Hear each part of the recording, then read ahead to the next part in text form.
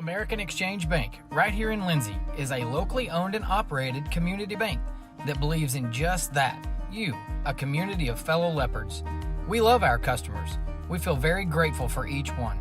So if you are looking for a safe place to put your money, need help achieving that next dream project, or are simply looking for a different banking experience, give us a call at 405-756-3101.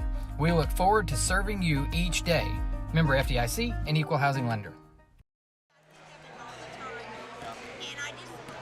Well, hey, good evening, everyone. Welcome to a Friday night in Lindsay, Oklahoma. Inside Leopard Arena, we get set for Friday night basketball action. The Lindsay Leopards and Leopardettes set to host the Pauls Valley Panthers and Lady Panthers here on a homecoming night here in Lindsay, Oklahoma. My name is Greg Peary. Glad you've joined us for this broadcast of Lindsay High School basketball presented by the American Exchange Bank here on KBLPlive.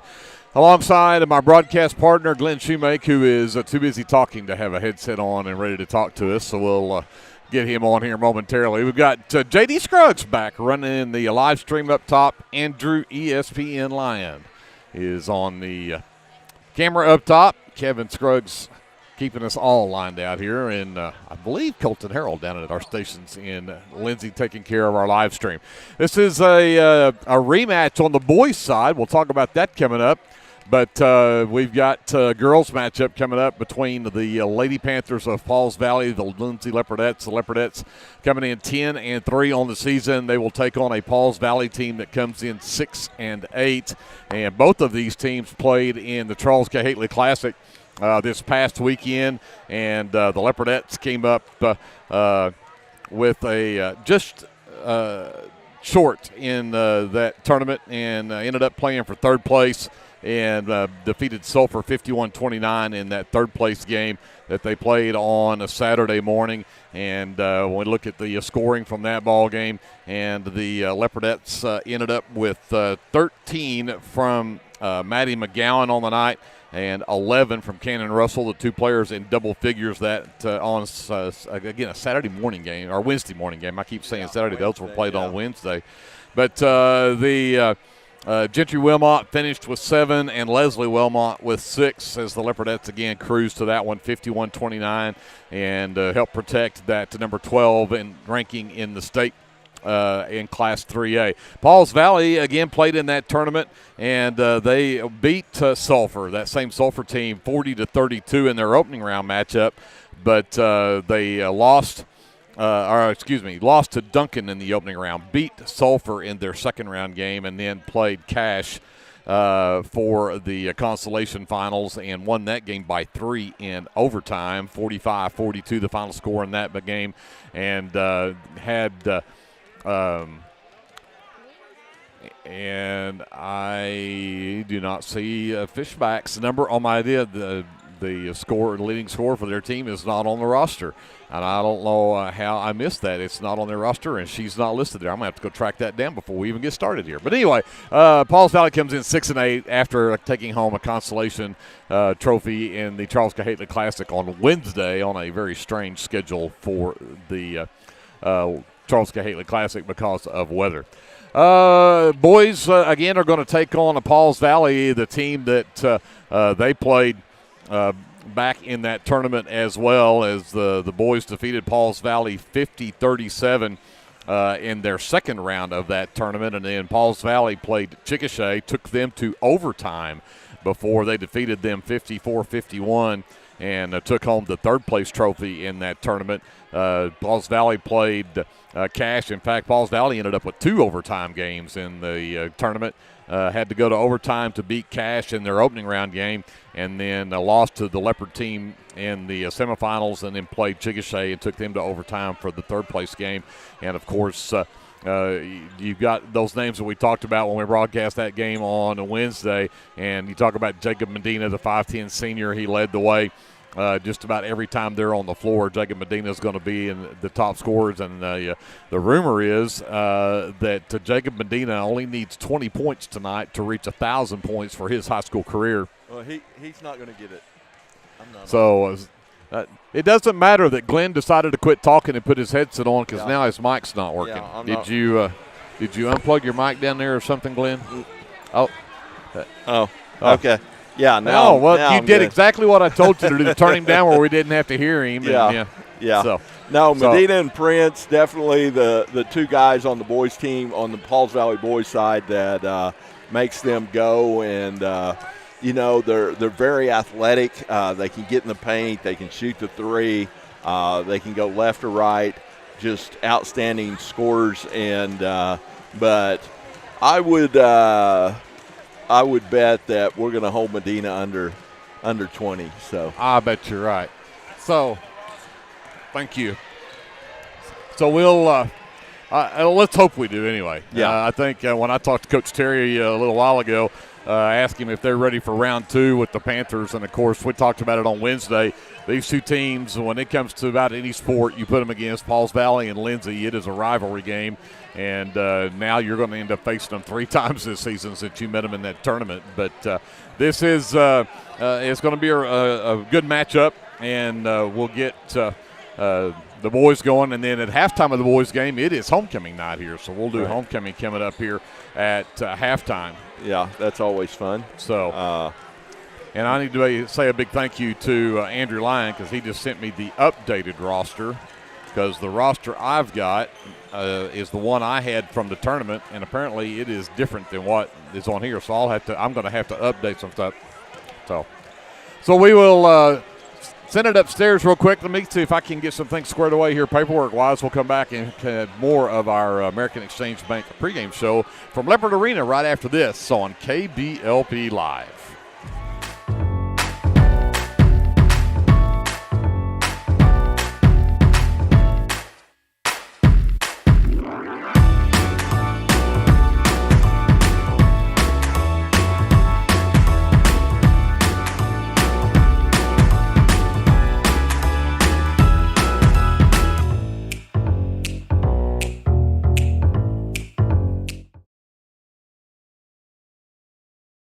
Are you caring for an aging parent or other loved one at home?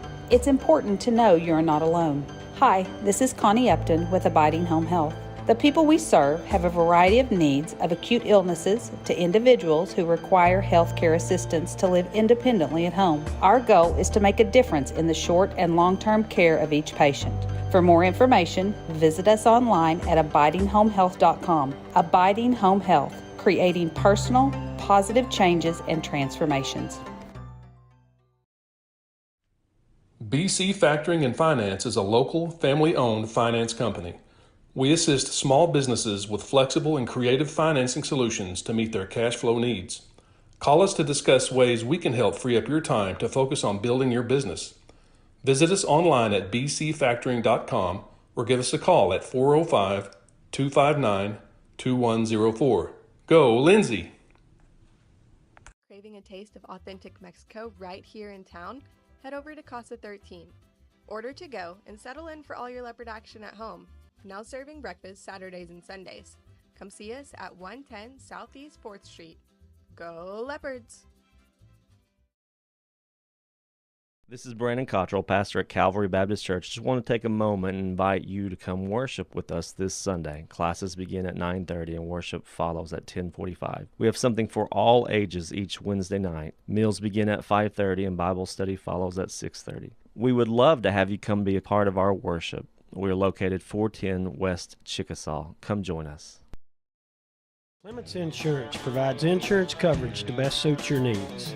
We offer auto, home, farm, life, and business policies. Come by 109 West Chickasaw or call 405-756-2253. Clements Insurance is carrying on the tradition to satisfy you. So come see me, Keith, or Beth. Go Lindsay. The City of Lindsay is a proud sponsor of LHS Athletics and Academics and wishes all Leopards and Leopardettes a healthy, happy, successful season. Lingman Incorporated is a proud supporter of the Lindsay community. We hope you'll keep us in mind for all your oil-filled electrical needs. You can give us a call at 405-756-4773.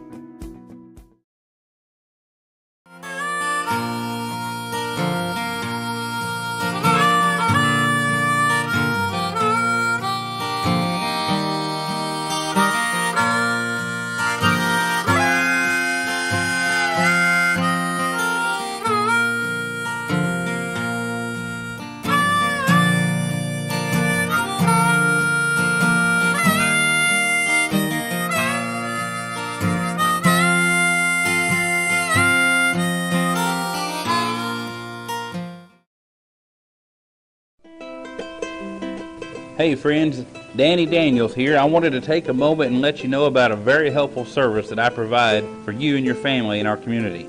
I own and operate Danny Daniels Pest Services, and I would like to ask you to call me the next time you have a need or desire for effective, safe, and affordable pest services. If you have spiders, roaches, ants, fleas, ticks, scorpions, crickets, whatever, I can help. Give me a call at 405-428-3833. That's 405-428-3833. I'd be glad to help. Whether you want to promote your business or unite your team, depend on Design It. Locally owned and operated, we are dedicated to offering the service you need to give you the results you deserve. We are committed to providing you with custom screen printing, embroidery, custom graphic designs, logo designs, and we have a creative arts department and an in-house artist who can take your idea and give it our professional touch with custom art services. Contact us today.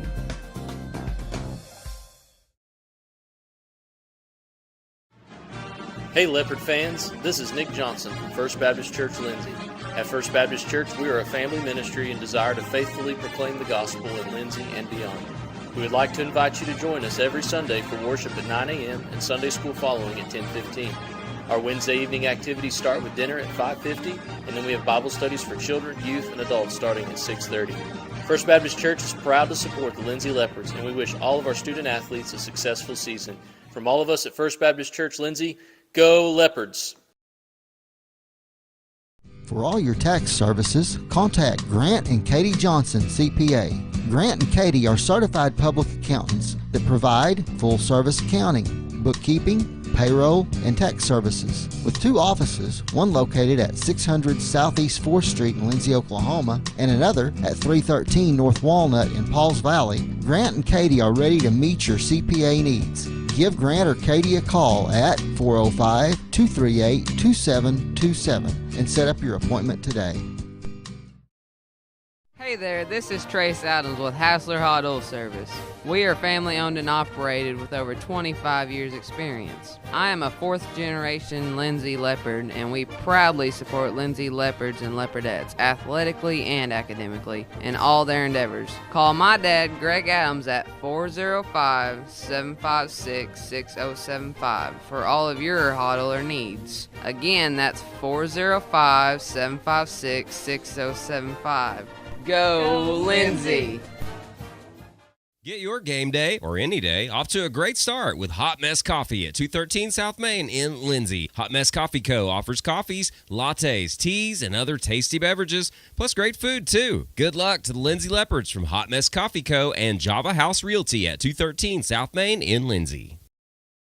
Hughes Heat and Air is a family-owned business that serves Lindsay and surrounding areas.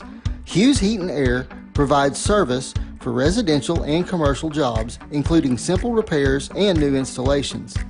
Hugh and his crew take pride in providing professional, efficient, and reliable work at affordable rates. For your next heat and air project, give Hugh a call at 1-405-756-6399. Good luck, Lindsay.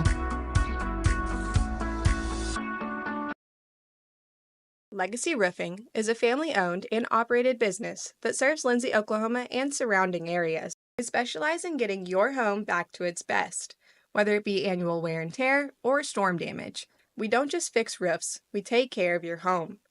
Legacy Roofing, family-owned, community-focused, and always here for you. Call us today for a free estimate at 405-756-8855 and let us protect your home with the care it deserves. Legends Pub House and Venue is your one-stop shop for good food and good entertainment. Come see us in Chickasha and stay tuned to our website for all of our upcoming events and shows.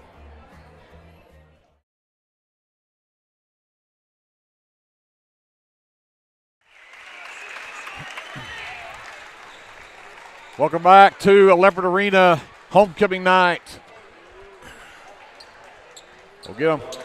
Here in Lindsay, Oklahoma, the Lindsay Leopardettes, the Pauls Valley Lady Panthers get set to do battle here on the home floor for the Leopardettes. Greg Peary, Glenn Shoemaker here courtside. My apologies for a shortened pregame when when I get busy doing the wrong thing, doing things and not paying attention to what I'm doing, I don't get my stat sheet set up right, and it was going to be ugly. So I think I'm good to go now. Let's start with the starting lineup for the Lady Panthers, who again are 6-8 coming into this ball game. Number 5 is Hannah Raper. She's a 5'6" senior. Number 11, Rachel Hamilton, 5'7" sophomore. Number 15 is Mallory Carter. Carter is a 5'6" sophomore. Number 20 is Addie Green. She is a 5'6" senior, and you round out the starting 5 with their center, number 25, Maddie Fishback. Maddie Fishback is a 5'10" junior. The head coach for the Lady Panthers is Jason Schrader, and he is assisted by, as soon as I get my light on here where I can read my deal, Dusty Raper and Gary Chafin. For the Lindsay Leopards, who come in again ranked number 12 in the state in Class 3A. They are 10-3 on the season, and they'll start a 5'4" senior guard. That is number 1, Gentry Wilmot. At forward will be a 5'10" senior. Number 5 is Maddie McGowan. Also at forward, a 5'7" senior. Number 10, Leslie Wilmot. At guard, a 5'4" senior, number 22 is Cannon Russell.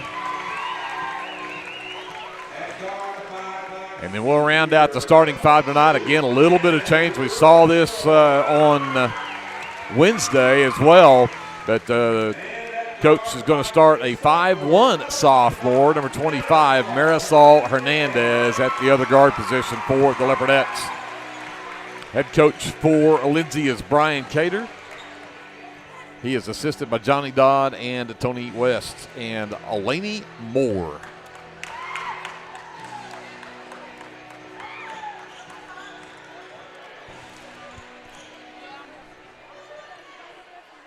Glad you're here for this broadcast of Leopardette basketball presented by the American Exchange Bank here in Lindsay. So that'll be a good one, Glenn. Yes, it should. Familiar foes, definitely a rival. But, they match up really well size-wise, so one team really doesn't have that great of an advantage size-wise, and it's just going to be who executes the best. Well, the way the teams are set up for this opening tip, Fishback and McGowan at the center circle, and everybody is expecting that this is going to be Maddie's tip hands down. Yeah. Because nobody is playing like Pauls Valley could possibly get this opening tip. Yeah. And she does. Oh, she does. Maybe that was the plan all along. Yep. Out front.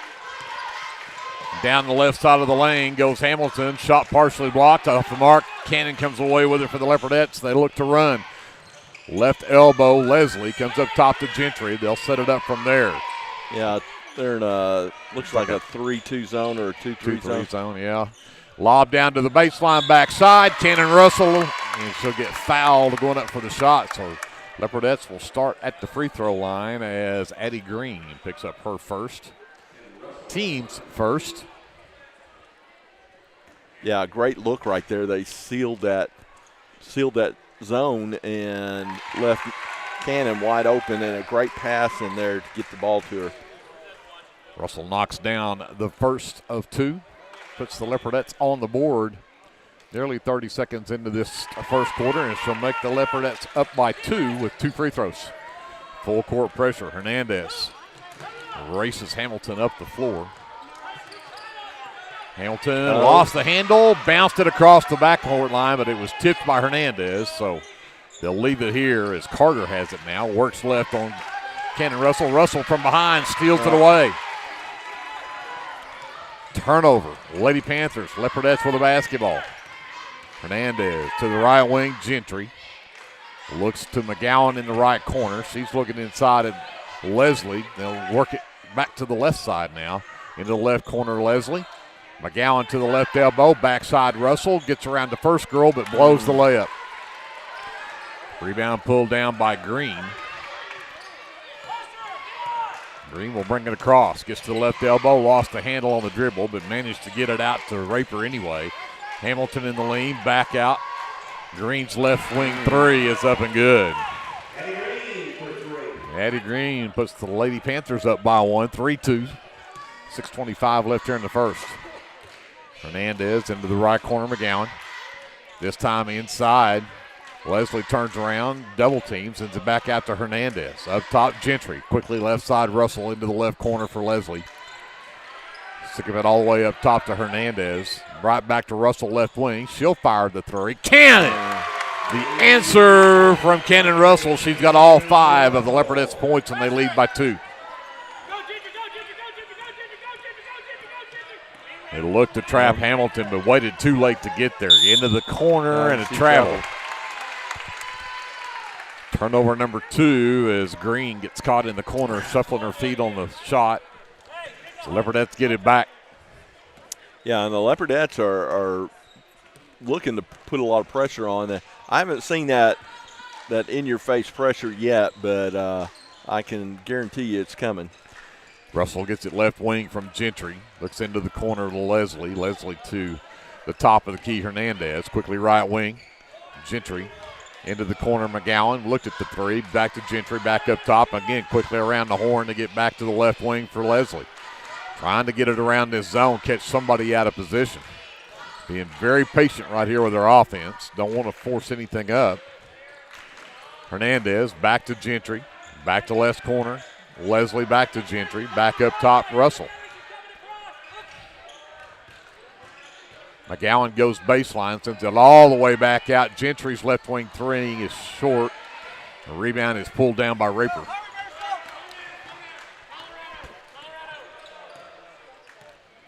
Hamilton on the dribble. That was almost the back. Almost. Yeah. So got to have some help. Gets it to the high post finally for Fishback. She'll send it over to the right wing. Raper to Green. Fishback, turn around over. McGowan's way off the mark. Russell with the miss. Gentry gets it right wing. McGowan in the corner. Right elbow. Cannon short. Green with the miss. Yeah, they're going to have to reverse the ball a couple of times and then don't come off that baseline until you absolutely have to for the reversal, because they're ending up with a situation where there's only 2 defenders down there and we've got 3 girls. So they can't cover all of us if we'll just hold a second. Up top off the inbounds play. The pass was out of bounds off the Leopardettes, and then Green takes it to the rack and lays it in. And she's tied the game at 5, and Russell's got all the Leopardettes. Green's got all the Lady Panthers. Yeah. Hernandez. Back to McGowan on the wing, into the corner for Leslie. Yeah. See, Skip Cannon, it back up top. See if Cannon will just wait just a second right there. Cannon fires a 3 left wing, and it's good. And again, she has all the Leopardette points, and they lead by 3, 8-5. Hamilton races up the floor. Hernandez with her step for step. She'll hand it off. Carter goes over right side for Raper. Back up top. Hamilton tipped by Hernandez. Hamilton will track it down again right along that half line. Dribble hand off. Raper looking for the backdoor cut from Carter. It's covered by Cannon Russell. And we're going to have a timeout call by Coach Schrader. He doesn't like the way the offense looks here. 3:16 left to go in the first. It is 8-5 Leopardettes. When we come back after this, this is live coverage of Leopardette basketball presented by the American Exchange Bank on KBLP Live. Hey, Lindsay community. My name is Christian Torres, and I am the minister for the Lindsay Church of Christ. We would like to invite you to come and worship with us on Sundays at 10:45 a.m. and Wednesdays at 7 p.m. We're located at 1205 West Cherokee Street. Here at the Lindsay Church of Christ, you will find the truth of God's Word, spoken in love, and a group of people who love God and one another. Do you have a Bible question? Well, we have a Bible answer. Come and worship with us and be edified at the Lindsay Church of Christ.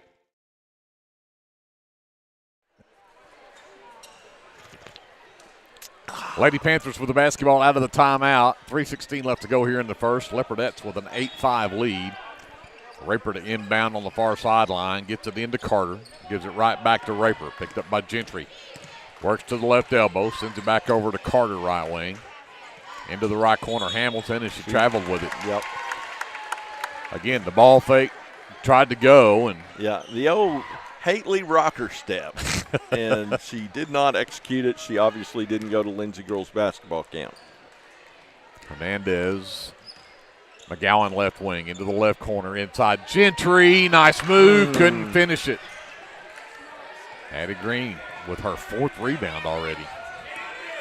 Hamilton pushes it up. Again, Hernandez with the defense. Raper gets it right wing. The screen from Fishback. Ball batted loose. Raper tracks it down. Comes back between the circles to Hamilton.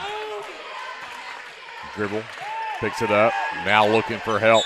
And we're going to get Leslie Wilmot. The official looks at her and says, 2 hands. You can't use 2 hands. And Leslie Wilmot will pick up the first foul on the Leopardettes for the ball game.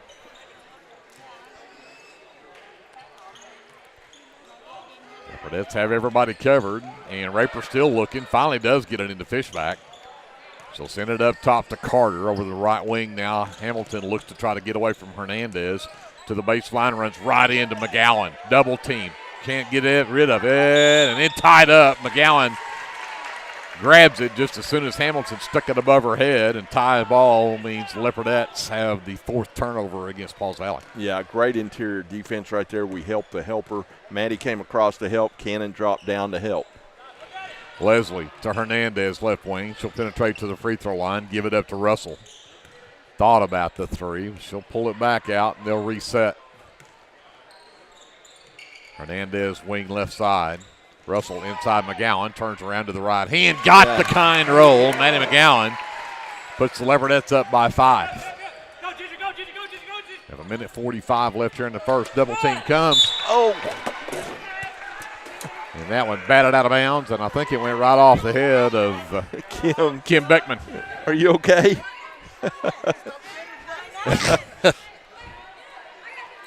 The hazards of working here at the scorer's table. I know. I could see that coming. Yeah. Concussion protocol coming up for Kim Beckman. Yeah. Maddie Williams, number 21, has checked in for the Lady Panthers as Russell is all over Carter out there. Nearly came up with a pick. Got it away to Hamilton. And again, the tough defense from Hernandez down to the baseline, and I missed. Actually, that was number 13, Gracie Ammons, the 5'8 senior, who knocks down the baseline jumper to make it a 10-7 ball game.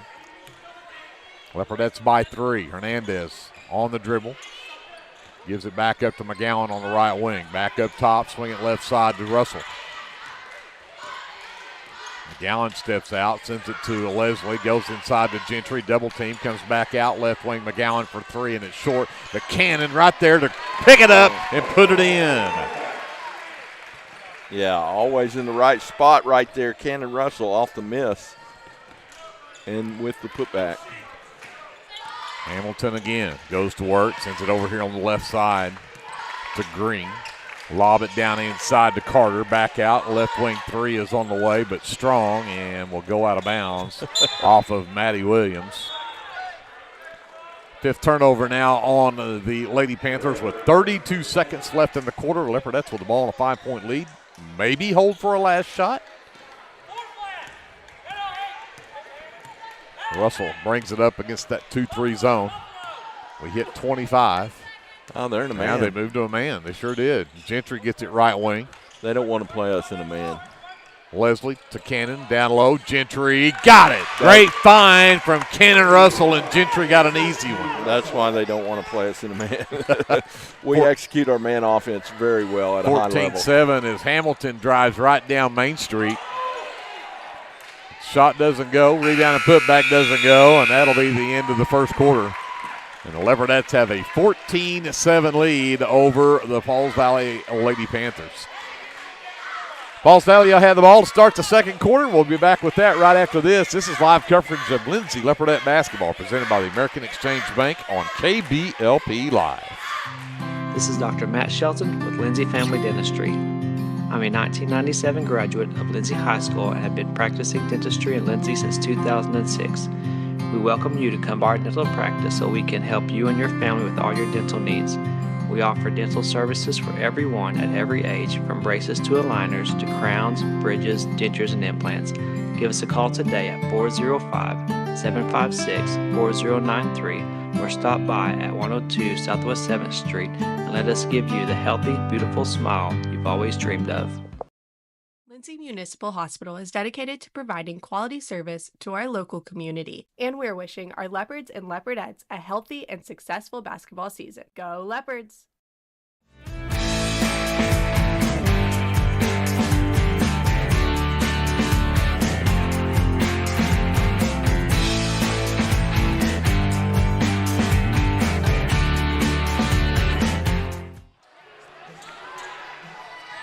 Leopardettes have a 14-7 lead here at the end of the first quarter. We start the second quarter with Pauls Valley with the basketball.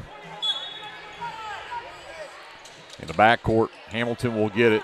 Goes to work on Hernandez. Works left. Goes to the high post. Hammonds turns around trying to find somebody. She's got her foot in the lane and got 3 seconds. I'm just fixing to say she had that left foot in the lane. Yeah. It says, nope, that's turnover number 6. And it looks like back to a man defense here for the Lady Panthers. Gentry gets it right wing. Leslie between the circles. Here it comes. Russell left side. Here it comes. Got it back up top to Hernandez. Stuck it out there in front. Nearly got it as Williams reached out there and grabbed it.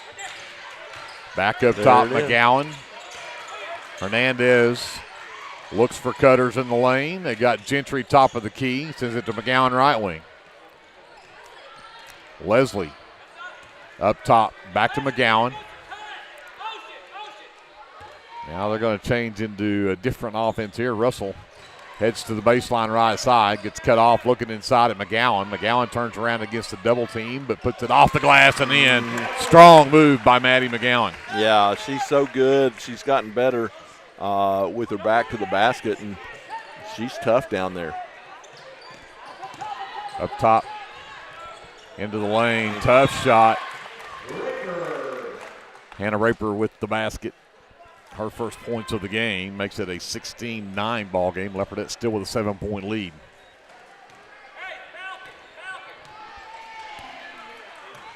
Russell will walk it up. Goes to the high post. Leslie. Oh, lucky that Gentry turned around and caught that one because she was not looking for that pass. Yeah. Russell has it surveys on that right wing. On the handle against Hamilton. Comes back to Gentry. Gentry to the top of the key. The dribble handoff to Hernandez. Hands it back to Russell. 3 straight away. He's off the front of the rim. McGowan skies for the miss and has it knocked away from her as she was trying to make her move in the lane. I don't think they'll give her the shot on this. But they will pick up the foul on number 13, Gracie Ammons. Her first will be the first here in the second quarter. Yeah, and Maddie come flying in there and in the middle of 3 Pauls Valley players and just manhandled them to get that rebound. Lobbying up top to McGowan off the inbound. She'll give it to Russell. She'll flip it left side. Hernandez dribbles up to between the circles, gives it to Gentry, and now Russell gets it back, and they'll reset again. Looks like Pauls Valley switched back to a zone. Hernandez back down. They screen to get McGowan a look for 3. It's way off the mark. And Kareen's out of bounds and saved by Leslie, but right into the hands of Carter.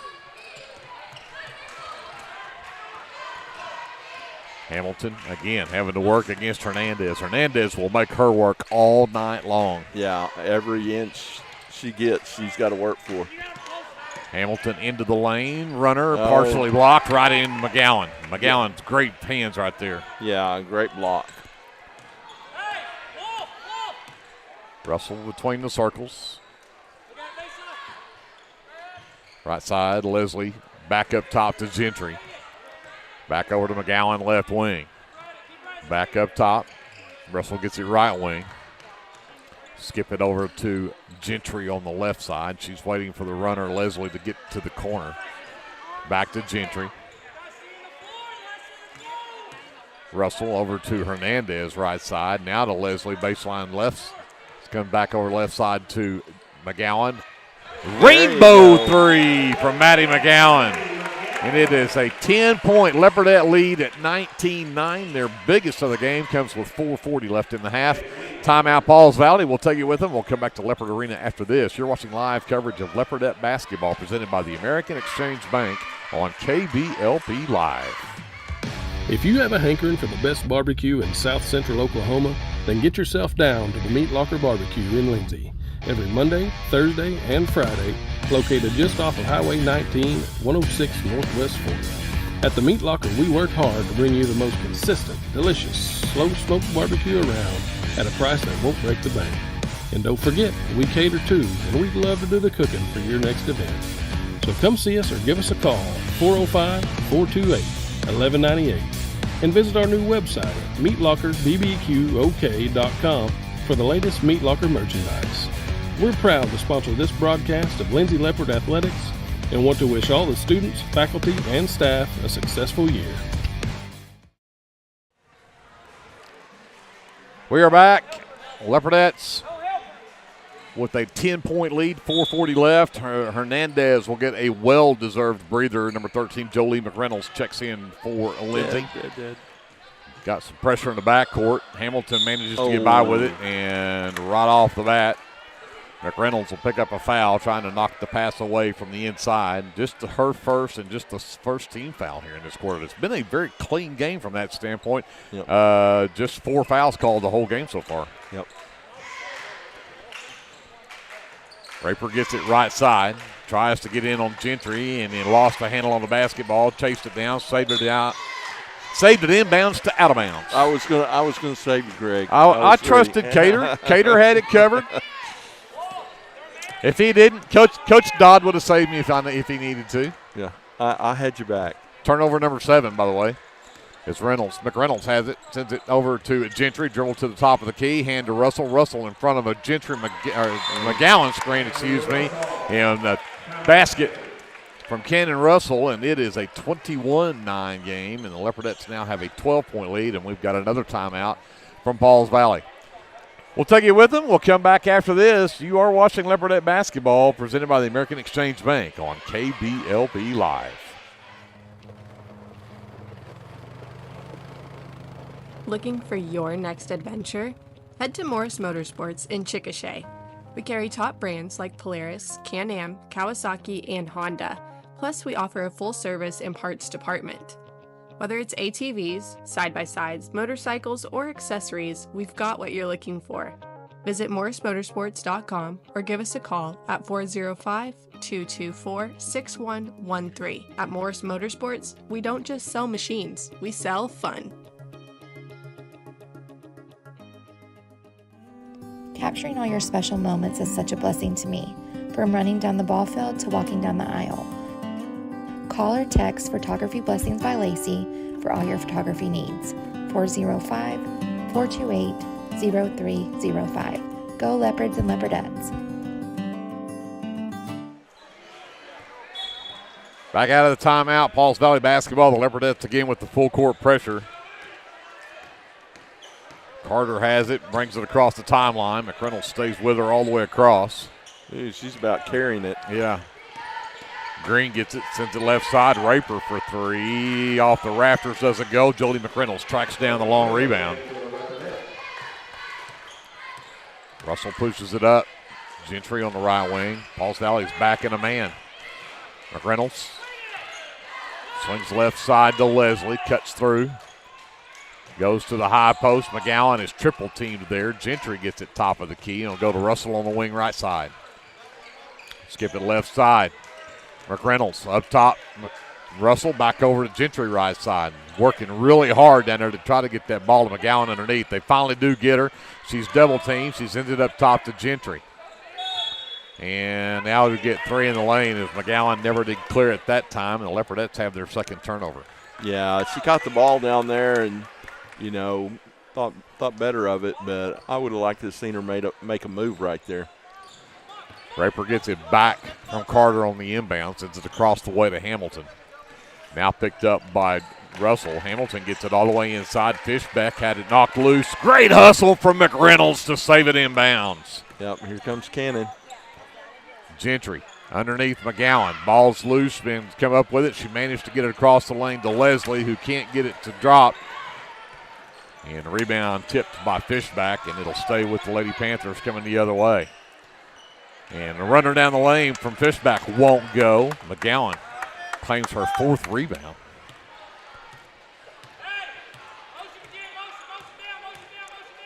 Russell works left, the dribble handoff to Leslie. Leslie stops top of the key, long 2-ball, way off to the left.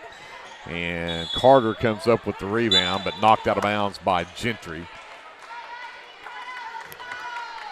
Yeah. Maddie Williams returns along with Gracie Ammons as Fishback and Hamilton will sit for Pauls Valley. Not a great shot right there from Leslie.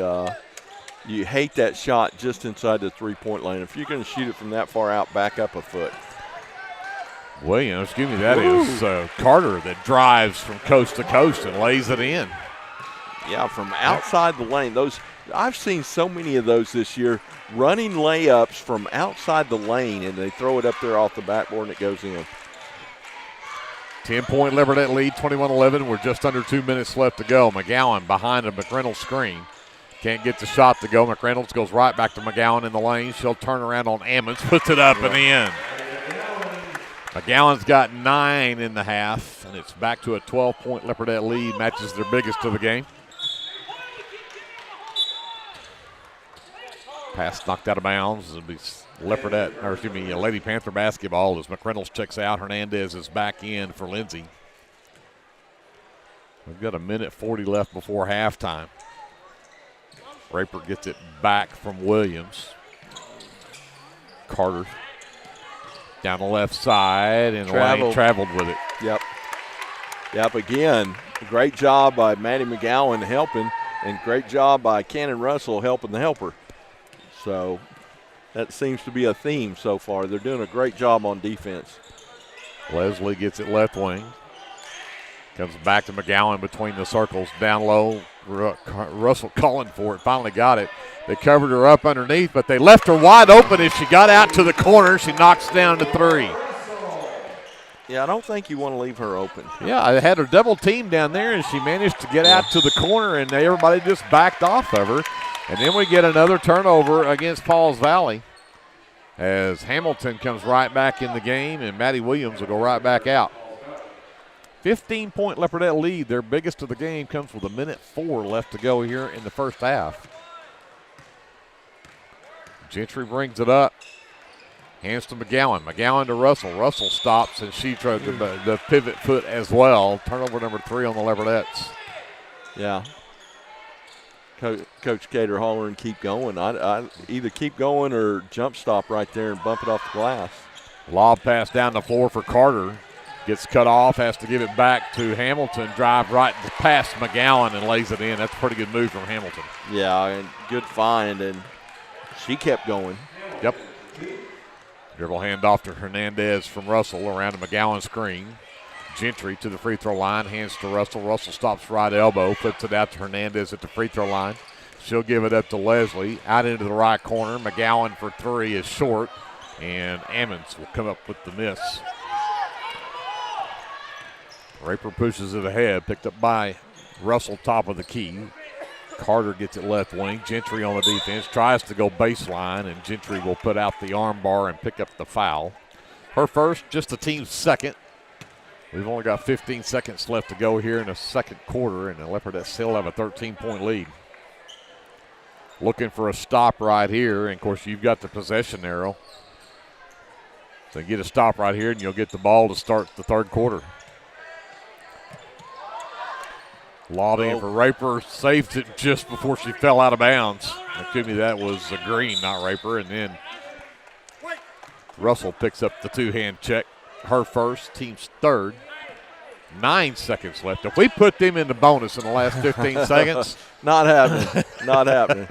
I think Coach Cater will have a come apart if that happens. Carter got it into Hamilton. Clock down to 5. Ammons, the backdoor cut. Raper is not there, but they're saying it was off the Leopardettes. Yeah, I think it. Yeah, it went off Leslie's foot, I think. Raper to inbounds. Got it out into the corner. Green drives in, the runner up and good at the buzzer for Addie Green. 26-15, Leopardette lead is 11 after it was 15 just a couple of seconds ago, seems like, a minute ago anyway, and it's still an 11-point lead for the Leopardettes at 26-15.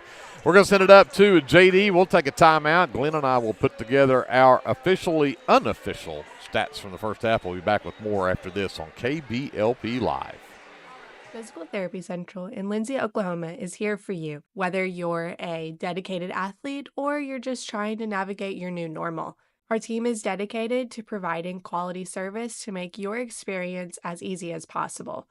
We're wishing our Leopards and Leopardettes a healthy, happy, successful basketball season. At Rural Electric Cooperative, we're committed to providing electric power and opportunity to the many areas our members call home.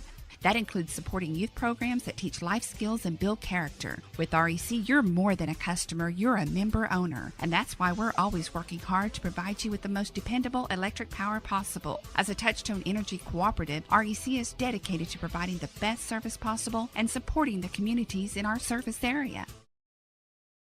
If you need local trash pickup with quality service at a fair price, call Red Dirt Waste Services today at 580-432-5697. Red Dirt Waste Services is locally owned and operated, offering household, residential, and light commercial trash pickup in Lindsay and surrounding areas, including Ellick, Bradley, Bray Doyle, Cox City, Elmore City, and Foster. Red Dirt Waste Services does household cleanouts too, and they offer 96-gallon poly carts and dumpsters. Bagged, loose, or heavy items, doesn't matter, they'll come get it. Red Dirt Waste Services even offers valet service, so you don't even have to take your trash to the curb. Schedule your weekly pickup today by calling 580-432-5697. Stop paying more than you have to for quality, dependable, and locally owned trash pickup. Call Red Dirt Waste Services at 580-432-5697. That's 580-432-5697. Do you have your Oklahoma medical marijuana card, or do you need your card? Rusty's can help you with that. We are your local vape shop and dispensary with more than 6 years of service as a modern smoke shop. Rusty's is located 1 block north of Cherokee Street at 204 Northwest 4th Street in Lindsay, and half a mile east of I-35 at 2401 West Grant Street in Pauls Valley. Get your stash at Rusty's. S&H Tank Service is your choice for Lindsay owned and operated vacuum truck service. S&H Tank Service's fleet is equipped with transports, bobtails, pump and kill trucks rated up to 10,000 psi, plus hot oil units, rock trailers, frac tanks, mud and shell haul-off pits, and soil farming. As Lindsay High School graduates, S&H is proud to support Lindsay schools and all of their student activities. S&H Tank Service would like to wish the Leopards and Leopardettes the best of luck in everything they do. Give S&H a call anytime, 24/7 at 405-756-3121. That's 405-756-3121. And remember, your phone starts our trucks. That's S&H Tank Service of Lindsay. The Shopper News Note isn't just another paper. The Shopper News Note is a weekly publication that arrives in your mailbox every Wednesday for free. The Shopper offers free Shopper Topper advertisements, as well as news notes and classifieds. And everyone at the Shopper wishes the Lindsay Leopards good luck this season. Go Leopards!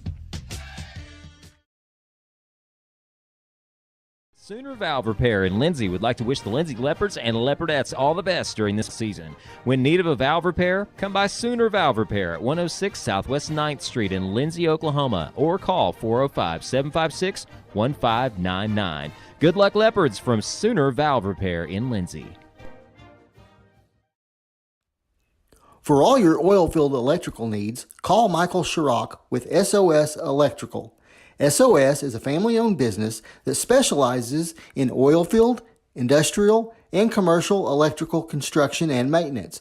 No job is too big, no job is too small. Give SOS a call at 1-405-428-1944 today. Good luck, Leopards! American Exchange Bank, right here in Lindsay, is a locally owned and operated community bank that believes in just that. You, a community of fellow Leopards. We love our customers. We feel very grateful for each one. So if you are looking for a safe place to put your money, need help achieving that next dream project, or are simply looking for a different banking experience, give us a call at 405-756-3101. We look forward to serving you each day. Member FDIC and Equal Housing Lender. Back here at halftime, the Leopards with a 11-point lead, 26-15 here at halftime over the Lady Panthers of Pauls Valley. Looking at our officially unofficial stats in your American Exchange Bank halftime show. For Pauls Valley, they are led by Addie Green. She finishes with 7 in the first half. Then 2 apiece from Mallory Carter, Gracie Ammons, Rachel Hamilton, and Hannah Raper. So, again, they spread that around to give the Pauls Valley Panthers their 15 points, and they did not attempt a free throw in that first half. For the Leopardettes, 26 points and 3 girls have scored, and 2 of them are already in double figures. Maddie McGowan and Cannon Russell have 12 apiece. They both have 2 threes apiece in this first half. And then the lone other 2 points belongs to Gentry Wilmot. The Leopardettes went to the line to start the game and were 2 from 2 from there, and that's the only free throws they shot this whole first half. Leopardettes are +2 on the glass at 9-7, and the Leopardettes had 3 turnovers in that first half, and Pauls Valley with 9. With that, we'll go talk about some shooting numbers with Glenn. Yeah, there I am. Both teams are shooting very well. It's just Pauls Valley's got so many turnovers, they're not getting as many shots. But Pauls Valley 6 for 11 from 2-point range, 1 for 3 from 3-point range, for a total of 7 for 14 from the field for... That's 50%. 50%. I didn't even have to have a calculator. Aren't you impressed? Yeah, I didn't pull my calculator out either on either one of these. For Lindsay, 6 for 11 from 2-point range, just like Pauls Valley. But Lindsay is 4 for 9 from 3-point range for a total of 10 for 20. 50%. 50%. So both teams shooting very well. The difference has been the rebounding and the turnovers are the biggest difference. So, great job first half, but, the second half, we got to come out and keep the pedal on the metal. Got to keep your foot on the gas, exactly. Yep. So, and again, you look at the difference. The Leopardettes hit 3 more threes and 2 more free throws, and there's your 11 points that the Leopardettes are up here in this first half. With that, we're going to send it back up to JD. We'll take a timeout. Don't forget, we got a boys game coming up after this one, and then at halftime of the boys game, it will be the 2025 basketball homecoming. So make sure you stick around for that. We'll bring you all of those festivities coming up here at halftime of the boys game. Yep. We'll send it up to JD. We'll be back after this. This is Leopardette basketball presented by the American Exchange Bank on KBLP Live. South Central Medical and Resource Center, we strive to provide the highest level of medical care to the communities that we serve. It's our goal to foster and inspire a family atmosphere, and that doesn't just start in our waiting room. That's why South Central Medical and Resource Center is a proud sponsor of Lindsay Athletics and Academics. The team at Streamline Services contributes a great deal of their success to hard work, experience, and above all, a positive health and safety protocol. There is every reason they should be your next phone call for any of your oil and gas swabbing needs. Give Austin Smith a call today at 1-405-756-7763 to see how Streamline Services can help with your project while ensuring safety and professionalism without sacrificing quality work being done. Everyone at Streamline Services wishes the best of luck to everyone at Lindsay Public Schools this year. Go Leopards! Are you tired of doing laundry? Give Sunshine Suds a call and let them do it for you. Sunshine Suds will wash and fold your clothes, and they also offer dry cleaning. Sunshine Suds also does quilting and alterations. Load up that laundry basket and head to Sunshine Suds, located at 107 Southwest 2nd Street in Lindsay, Oklahoma, or give them a call at 405-756-2850. Super C Mart in Lindsay is proud to cheer on our Leopards and Leopardettes. Come see us for all your game day snacks, or bounce back from a late night of Leopard basketball with one of our goodies from the bakery section. And make sure to download our app so you never miss a deal. Tabor's Drug has been locally owned and operated for almost 60 years and has employed many Leopards and Leopardettes. We are very proud to be a supporter of our sports teams. At Tabor's Drug, your prescriptions are filled with care and accuracy, and our pharmacist is available for free consulting concerning your prescriptions bought at Tabor's. We also offer interpreters for our Spanish-speaking friends. We are a very friendly store that has that small town feel. You can reach us at 405-756-4511. Come and see us.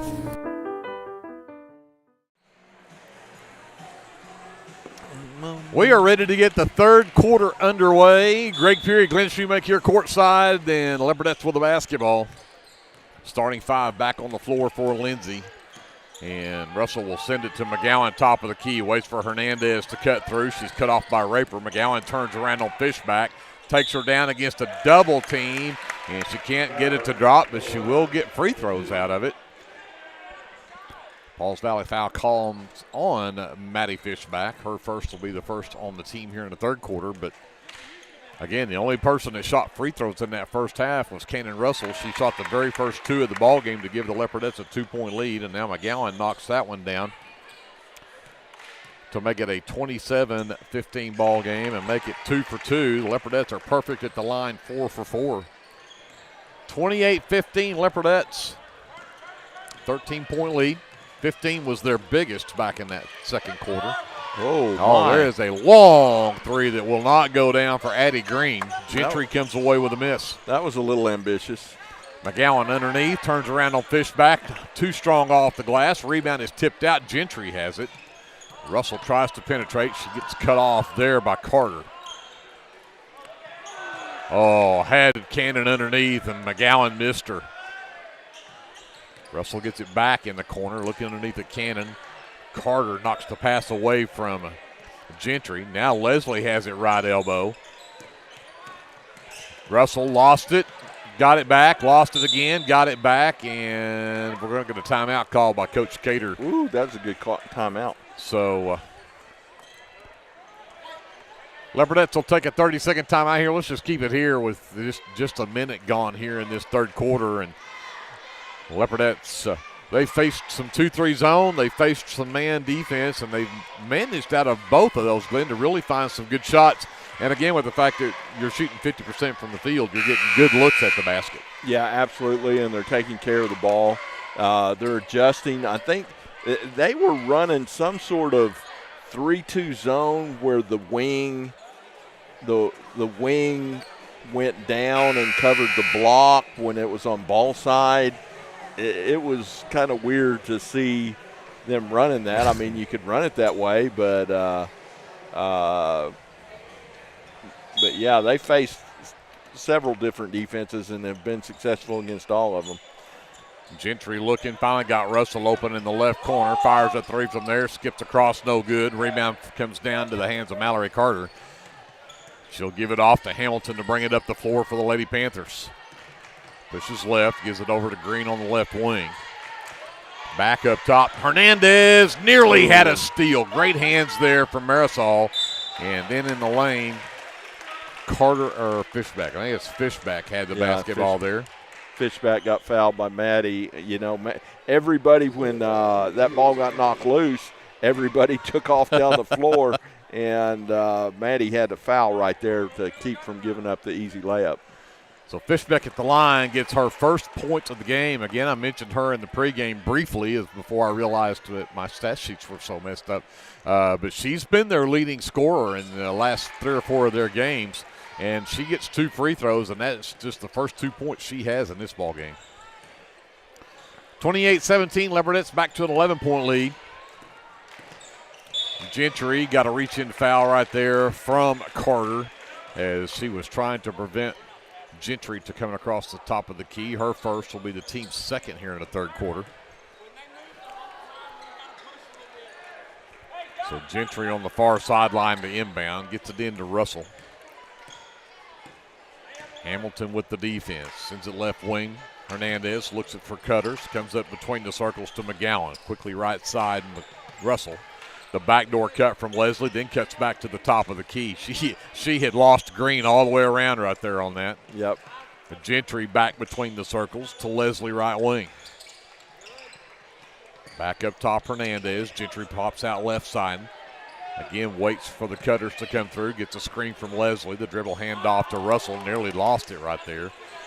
McGowan inside, turns against the double team, goes to that left hand, missed it, got her own miss, and got fouled on the putback.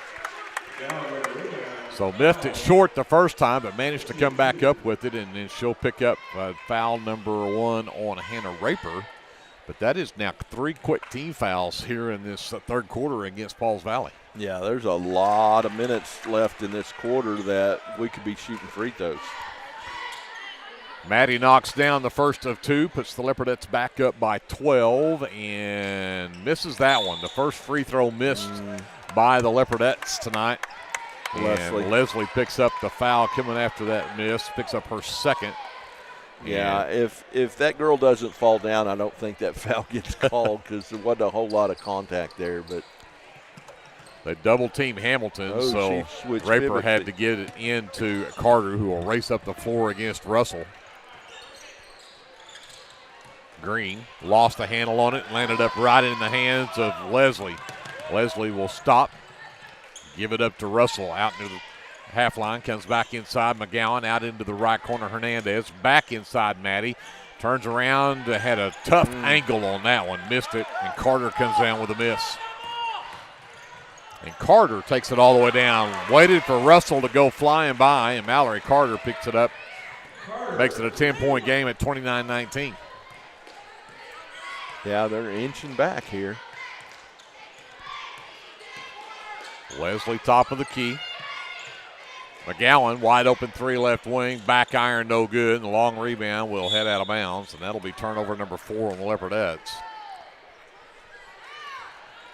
And again, they will double team Hamilton and force Carter to try to come help. And they'll get it into Carter. Russell has to stay with her, headed up the floor. Goes left, comes back right, gets baseline, sends it to Hamilton, who dribbled it off of her leg, but trapped it down out top of the key. Comes back over to Carter, back into the right corner to Green. Fishbeck inside, and they're going to get Maddie picking up her second one, trying to knock that pass away. And now the Leopardettes have got 3 team fouls here in the quarter. Yeah. We got to play defense without fouling. You know, the first half was so clean, really, on both sides. And now it's kind of getting a little more physical here in the third quarter. They'll bring Gracie Ammons back in, almost going with 2 bigs here with Fishback and Ammons both in the game at the same time. Carter retreats, drives back down the baseline, missed the shot, rebounds loose. McGowan comes away with it. That's her 6th on the night.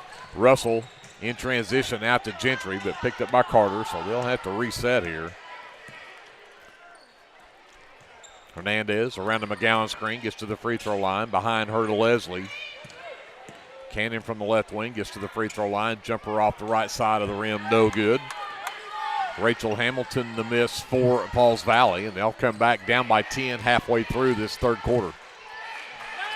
Raper right wing, trying to post up Fishbeck underneath. McGowan almost needs to front her, I would think, but good help there from Hernandez. Stops the drive by Hamilton. Carter tries to push her way in on Gentry. Can't get it done, so she'll retreat back to the top of the key. Ammons steps out to get it there. Comes back over to Hamilton. Got away from Hernandez. Gets into the lane. Puts up a tough shot that's blocked out of bounds, but at the Leopardettes. So it will be Pauls Valley basketball. Addie Green back in the ball game for Pauls Valley. Yeah, Marisol kind of overextended herself there going for the steal a little bit, but Maddie bailed her out with a big-time block down there. Raper turns around on Hernandez and got the kind roll, and Hannah Raper, her second basket of the game, cuts the lead to 8. And the turnover by the Leopardettes. Here comes Hamilton, or it's going to be Carter the other way. Oh, great defense as Cannon Russell hit that just as she was going up for the shot. And Hernandez came away with the loose ball. McGowan has it top of the key. Hands it back to Russell. She'll back out, reset. She'll dribble it over to the right and hand it to Leslie. McGowan turns around on Ammons, off the glass, too strong. Raper with the miss, and here comes the Lady Panthers with the basketball down by 8 now. They were down by 15 in that third quarter. They've cut that lead down to just 8 now. And there's a steal by Gentry. 2-on-1 break. Got it over to Leslie. No, she did not. Stolen away by Green. Hamilton pushes up. Now gives it up to Raper. Now between the circles to Green. Hamilton gets it back. Leopards have gone man defense so far this whole game. Raper drives right side, flops it up, will not go, and the rebound tipped into the hands of Gentry.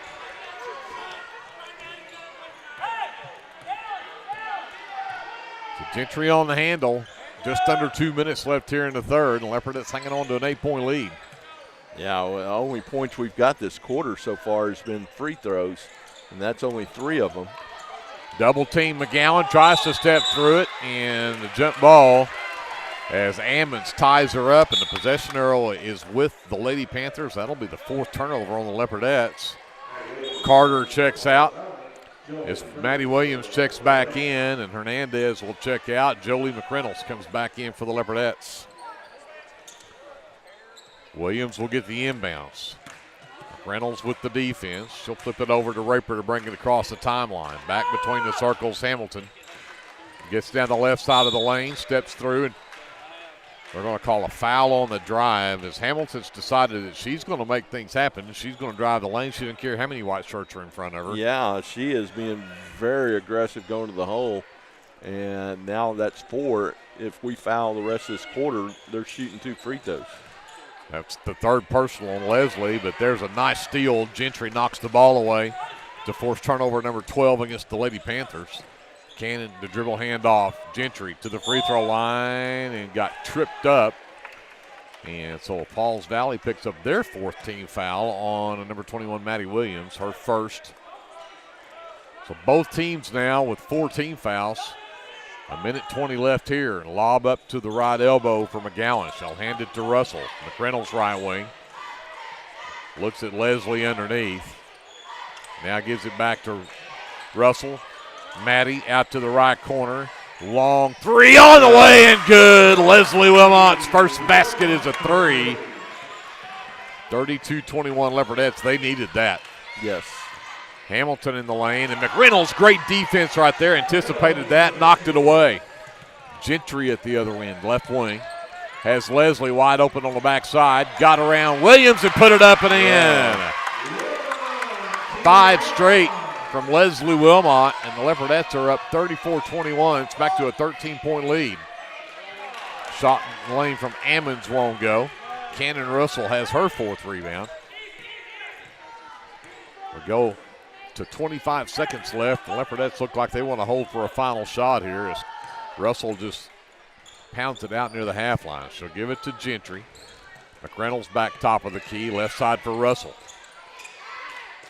Leslie between the circles, McReynolds right side.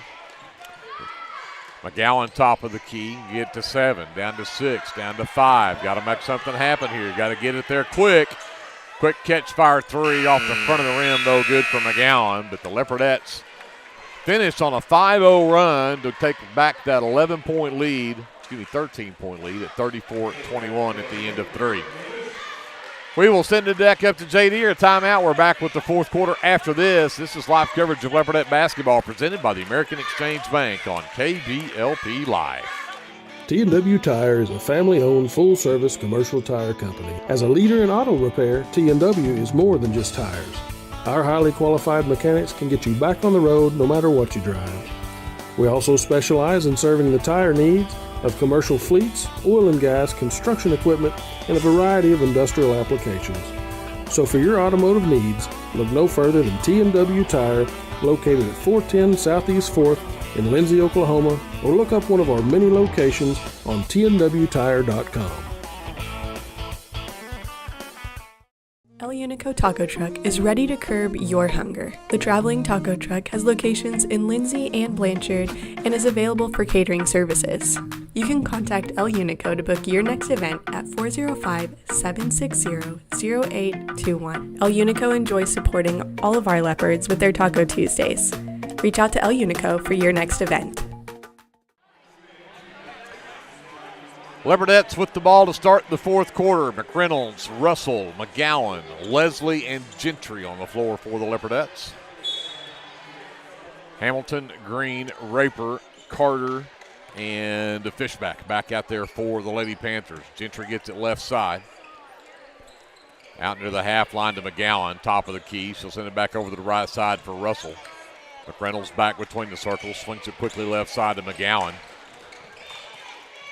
Leslie back to McReynolds' right side. Oh, had Maddie there briefly. They'll send it working back around. Need to be patient here. Now they got her with the left-hander up off the glass and in for Maddie McGowan. Yeah, that was great patience and great execution right there. Carter pushes, that is Carter that pushes it up, gives it up to Hamilton between the circles. Comes back to Carter on the right wing. Fishback doing everything she can to try to post up underneath against McGowan. That's a tough battle between Fishback and McGowan underneath. Yeah, they're going at it down there. Raper looking to inbound, lob it all the way up top to Carter. Sends it back over to Raper on the left side, looks to drive in on Leslie and dumps it down inside, but Leslie will pick up the foul, and that'll be Leslie's fourth. I thought he got 3. Oh, that's her fourth. First team foul in the fourth quarter, so no free throws yet. I missed one. Raper all the way up top to Fishback, comes back over to Carter. Right wing to Green, skip it all the way to the left side to Raper. Back to Carter. And then Raper right through her legs and out of bounds. Turnover number 14. So Leopards get the ball back up by 15 at 36-21. Matches their biggest lead of the game. Gentry between the circles to Maddie. Left wing to Cannon Russell. Back to McReynolds, top of the key. Swings it right side McGowan. Again, looking down low for Gentry as she comes across. The backdoor cut from Leslie's coverage. They'll come back to McReynolds between the circles. Leslie surveys, comes back to Gentry, top of the key. Back over to McReynolds. And there they had it, got it to McGowan down low. Left it short, though. Pretty good defense by Fishback right there to not foul. I thought she did foul, but that's just me. Green gets it over to Carter. Cannon doing everything she can to deny Hamilton the basketball. Raper will take off on the dribble now, sends it over to the right side to Carter. Goes baseline on Gentry. The reverse layup. Bounces around off the glass and through. Wow. Mallory Carter with the basket.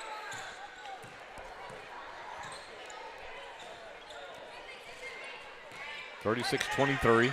Up top, Leslie. Thought about it and gives it up to Cannon instead. So Russell will set it back up. McGowan out to McReynolds on the right wing. Leslie pops top of the key. Works back to the right wing, hands to Gentry. McGowan quickly left side to Russell. Once again, they'll screen and get McReynolds open top of the key, but she gives it up. Gentry up to McGowan, over to Leslie. That's very patient right here. Using up a lot of that clock. And this is Leopards turn it over. Just as I was fixing to say, as long as you don't turn the ball over there and work for a good shot and you turn it over and then commit a foul at the other end. Foul goes on Gentry Wilmot, her second team foul, and that one on the shot puts Mallory Carter at the free throw line. Just the third and fourth free throws of the game for Pauls Valley, and she is off the front of the rim, no good with the first.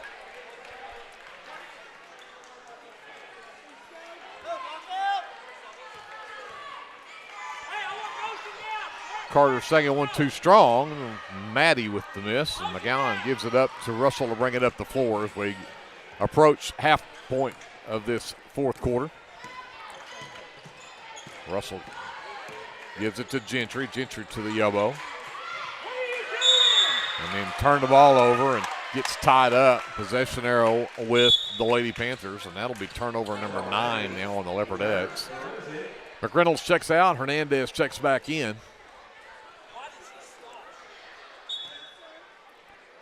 Leopards stay with this full court man pressure as Hamilton does get the inbounds. Hernandez with the defense. Flips it all the way up to Carter on the left wing, to the left elbow. Fishback gives it over to Green. Green looks to drive down, cut off by Leslie into the lane. And did they call that on Leslie? That's her. Nope, they call it on Maddie. That's Maddie's third. Well, third team foul on the Leopards, so no free throws yet. We've got 4:11 left to go, though. Yeah, I thought that was pretty good defense. Green, the inbounds, right wing three is woefully short, and Fishback knocks it out of bounds, trying to catch up with it. 15th turnover against Pauls Valley. The Leopards get the ball up by 13, 36-23. Russell pushes it across. Gets to the wing, works around a McGowan screen. Flips behind her to Hernandez. Dribble handoff to Leslie. Leslie down the right side of the lane, and Fishback forced a tough shot right there. And then the great defense, Gentry forced Carter to travel with the basketball. Carter got that pass after the Fishback came out with the miss, and Gentry just stood her ground right there and forced the travel. Yeah, great job. Leslie off the inbound slow post, gives it back to Gentry. She tried to go right back to Leslie, and the pass off the mark. And there's again, we talk about the scrap and the hustleness of Leslie there, and she'll always be on the floor looking for those loose balls. Yeah, it should be Lindsay's ball. Jump ball call. Leopards do get it back. Yeah. Yeah, Pauls Valley trying to steal the possession there. Number 21, Briley Russell, the 5'5 freshman, has checked in for the Leopards. She will inbound the basketball. Looking for McGowan, low post left side. Got it. She'll push it back out instead. We got 3.5 left in the ballgame. Russell dribbles right. And reaching foul is going to be called on Rachel Hamilton. That's just her first personal. First team foul here in the quarter on the Lady Panthers. Leopards will bring it in on the baseline. Russell will trigger this time. Quickly into McGowan, quickly back to Russell in the corner, turns it down, goes right back to McGowan, off the glass and in. Great give and go, right back to McGowan. She's got 19 in the ball game. 38-23 Leopards by 15. Yeah, and Cannon Russell set that up with a big ball fake and pulled the defense to her. Fishback turns around high off the glass and in for Maddie Fishback's first field goal of the game. 38-25, timeout, Pauls Valley. 2:58 left in the ball game. We'll take it with them. Come back to Leopard Arena after this. This is Leopardette basketball presented by the American Exchange Bank on KBLP Live. Small business needing a little creative pick-me-up? Do you need to refresh your business cards or looking for a new logo? Is your business Facebook page still using photos from 2019? Tailored Creative Services offers services for logo design, business cards, photography, videography, and pretty much everything in between. Find me on Facebook at Tailored Creative Services, and let's talk about your next project.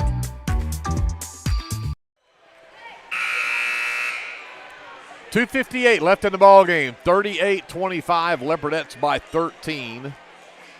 And Leopards do have the basketball, but full court pressure coming up for the Lady Panthers as they try to get back in this one. Russell to inbound. This is Briley Russell. McGowan quickly ahead to Cannon Russell. Stops, puts up the 12-footer and got it. Yep. Russell's first points of the second half. 40-25, back to that 15-point game. Carter looks to work on Briley Russell, sends it up top to Green instead. Picked up by Cannon Russell. Green drives the lane, sends it across, and Cannon nearly had a steal right there, but lost it out of bounds. Yeah, great job of anticipating right there and knocking it out. So Pauls Valley basketball, 2.5 left. Lob it up top to Fishback.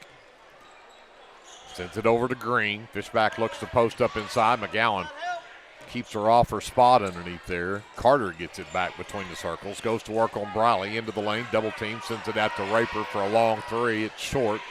And Fishback bounced the basketball and then off the bottom of the backboard standard, and that'll be out of bounds off of Fishback, Leopardette basketball.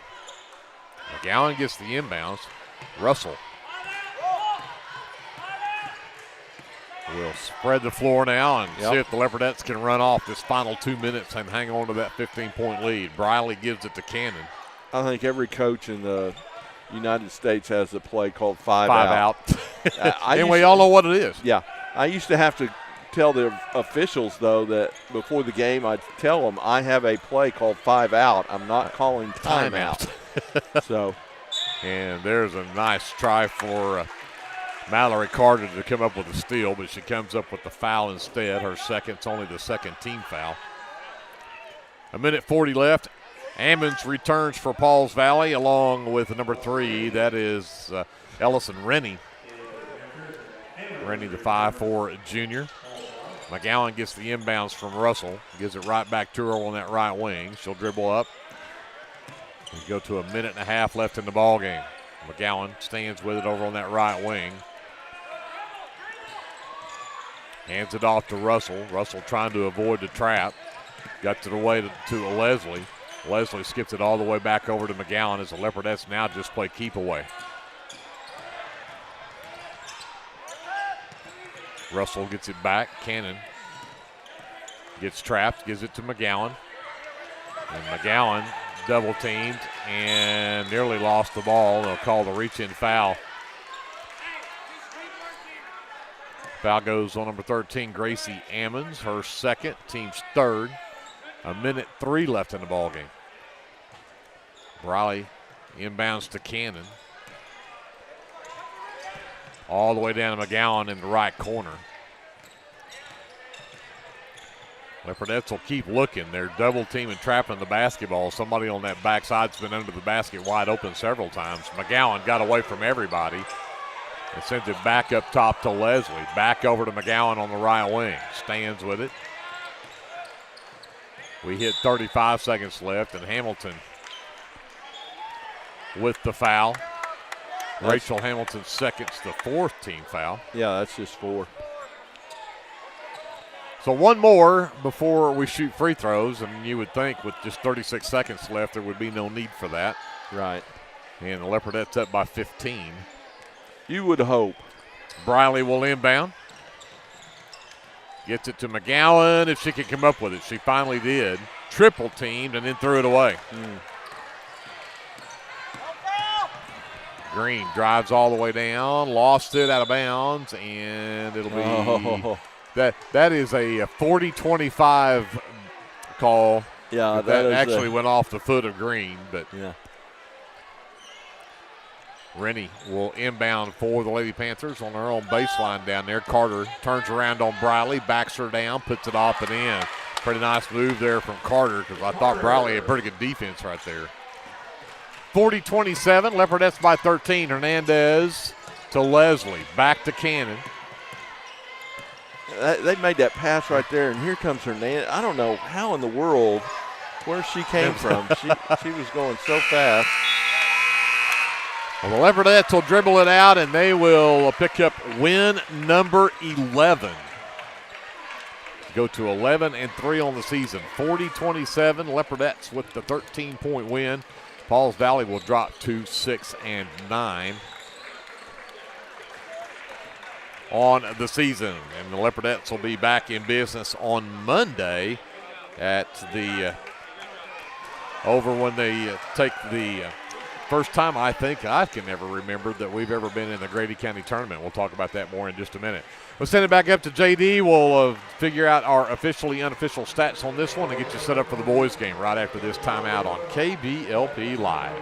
For over 68 years, Winans Funeral Home in Maysville, Oklahoma, has been serving families in the area during their greatest time of need, the loss of a loved one. We treat each family as if they were our own and consider it a true calling to minister to each and every family that calls upon us.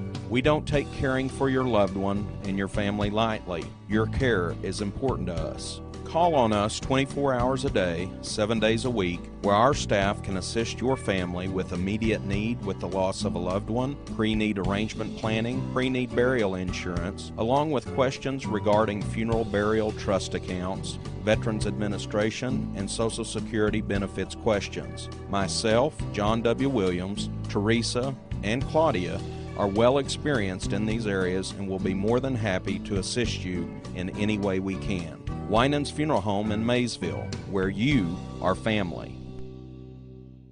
American Exchange Bank, right here in Lindsay, is a locally owned and operated community bank that believes in just that, you, a community of fellow Leopards. We love our customers. We feel very grateful for each one. So if you are looking for a safe place to put your money, need help achieving that next dream project, or are simply looking for a different banking experience, give us a call at 405-756-3101. We look forward to serving you each day. Member FDIC and Equal Housing Lender.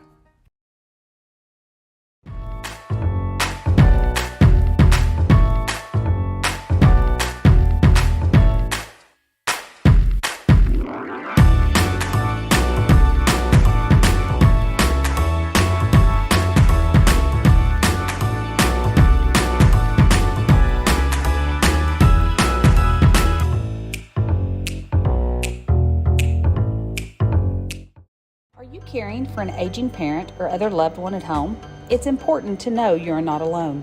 Hi, this is Connie Upton with Abiding Home Health. The people we serve have a variety of needs, of acute illnesses to individuals who require health care assistance to live independently at home. Our goal is to make a difference in the short and long-term care of each patient. For more information, visit us online at abidinghomehealth.com. Abiding Home Health, creating personal, positive changes and transformations. For all your construction needs, give Brad Taylor a call with B&S Construction at 1-405-428-0039. B&S Construction specializes in concrete pads, sidewalks, and metal buildings of all sizes. Call Brad today for a free estimate. The crew at B&S Construction would like to wish the Leopards a safe and successful season. Go Lindsay!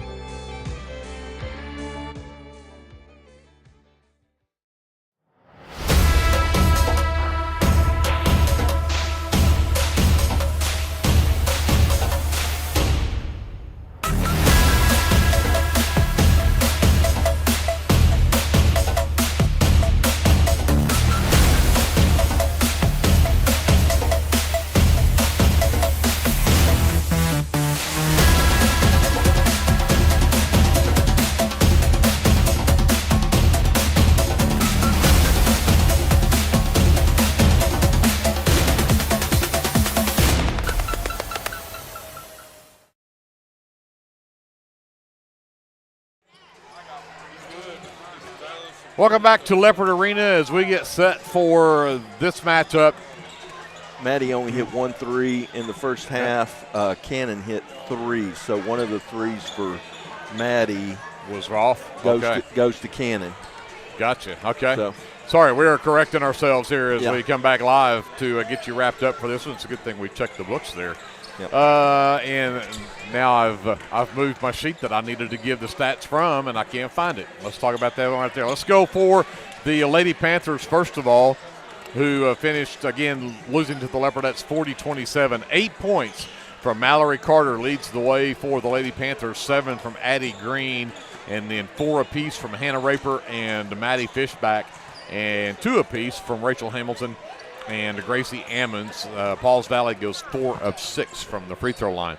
For the Leopardettes, let me do a correction here. So I had Cannon with a 3, and so one of these goes to her. Yes. And so, unfortunately, Maddie, you're losing 3 points, and Cannon's going to gain 3. Which means Cannon now becomes the leading scorer for the night for the Leopardettes. 2 players in double figures for the Leopardettes. And Cannon Russell finishes with 17 with 3 threes in the ball game. And Maddie McGowan finishes with 16 points. She had the 1 3 back in that first half. And then the 5 points from Leslie Wilmot in that third quarter, and 2 from Gentry Wilmot rounds out the scoring for the Leopardettes, who went 5 of 6 from the free throw line in the ballgame. Leopardettes are +3 on the glass at 16-13, and the Leopardettes decent. In fact, great in the first half. Only had 3 turnovers in that first half, but they finished with 11 for the ball game. Pauls Valley finishes with 17 turnovers. With that, we'll talk to Glenn about the shooting numbers. Yeah, 11 turnovers isn't bad. Not bad. I'd take 10, but 10's what we always shoot for. But 11's pretty close to 10. But shooting numbers. Remarkably, Pauls Valley actually ends up out shooting Lindsay by 1 percentage point from the field. But for Pauls Valley, they finished 11 for 21 from 2-point range for 52%, which is really good. They were only 1 for 6 from 3-point range for 17%, which is a total of 12 for 27 from the floor for 44%. For Lindsay, they finish the evening 10 for 22 from 2-point range for 45%. They finished from 3-point range 5 for 13 for 38%. And that's a total of 15 for 35 for 43%. So Pauls Valley actually outshot Lindsay by 1 percentage points, but we made 4 more threes and we took 8 more shots than they did and had 3 more free throws. So that was the difference in the game. But great game played by the Leopardettes. I don't know. We've talked about this before. With teams in the past, can they slow it down? Right. And this team does a better job of past teams of slowing it down, but they haven't really mastered it yet. It was kind of ugly there in that fourth quarter as we got the lead back up there and then tried to slow it down. Right, tried to run some clock and slow it down. Had a couple of turnovers, couple of crazy shots, and but they finished with a 13-point win, so they did good. Did good. Picked up win number 11 on the season, and again, hopefully can keep or maybe improve on that number 12 ranking in the state in Class 3A. The Leopardettes will be back in business on Monday. It'll be a busy week for the Leopards and Leopardettes next week. They'll play on Monday night over at Ampo, as Ampo is hosting the Grady County tournament for this year, where the Leopard and Leopardettes are going to play next week. And that is a week-long tournament. That's different than any tournaments that you'll see most these days, which are usually Thursday, Friday, Saturday. They do it on Monday, Tuesday, Thursday, Friday, Saturday, and then play starting at 4 o'clock in the evening. And we've already talked about the fact that the scheduling is probably not going to allow us to carry any of those games from over there at Ampo. But the Leopardettes will take on the Rush Springs Lady Redskins at 4 o'clock on Monday over at Ampo. So that'll be the next time they'll hit the floor. The next time we'll see them is on Tuesday night. They're at Purcell. So they'll play at Ampo Monday night in the tournament, come back and play Tuesday night at Purcell. If the Leopardettes win on Monday, they will play on Thursday at 4. Winners girls play on Thursday and winner boys play on Friday. And then vice versa. So if they lose, they will play on Friday at 4. And so that's what makes it so tough, is that you'll play Monday and the boys will play at 5:20 on Monday. But if the boys win, they'll play Thursday. If the girls win, they'll play Friday, vice versa. It gets real confusing. Right. And you're over there every night. Right. So right. Well, and that came about because that tournament in its heyday was played at USAO. Yes. And on that big old floor, college floor at USAO, and it was a happening. And I was fortunate to win several of those and coaching a bunch of them. And it is amazing on Saturday night, those girls and boys championships, to see standing room only at USAO. Well, and that's probably back in the day when it truly was all Grady County teams, too. Right. It's not anymore. Well, let's get to it. We have to kind of talk this through. This is round number 2. The Leopards and Pauls Valley Panthers have already met once back in the Haley Classic. we'll talk about that as we go. But starters for the Panthers, number 2, Maddox Prince, the 6'1 senior. Number 3, Jorge Fabella, the 6'2 senior. Number 11 is Tanner Brown, a 5'9 senior. Number 20, Jacob Medina, the 5'10 senior. And they round up the starting 5 with number 25, Carter Hicks. Hicks is a 6'5 freshman. Paul, 14-year-old freshman, I'm told. Pauls Valley comes in 7-7 on the season. The head coach for the Panthers is Ryan Caldwell. He's assisted by Tristan Williams and Chris Caldwell. The Lindsay Leopards come in 8-5 after picking up the second-place trophy in the Charles Gay Hateman Classic, and they'll start out this way. At guard will be a 5'9 junior, number 1. That is our At guard, a 5'11 junior, number 3, Creed Taylor.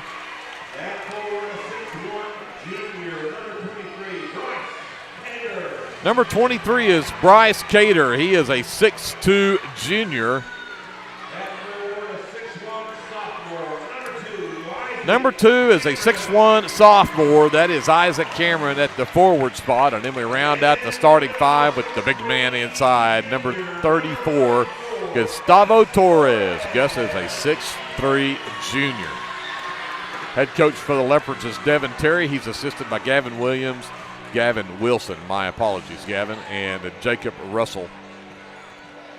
And again, the Leopards are 8-5 coming into the contest tonight. When they played Pauls Valley last week on Monday in the second round of that Haley tournament, the Leopards came away with a 50-37 win over Pauls Valley.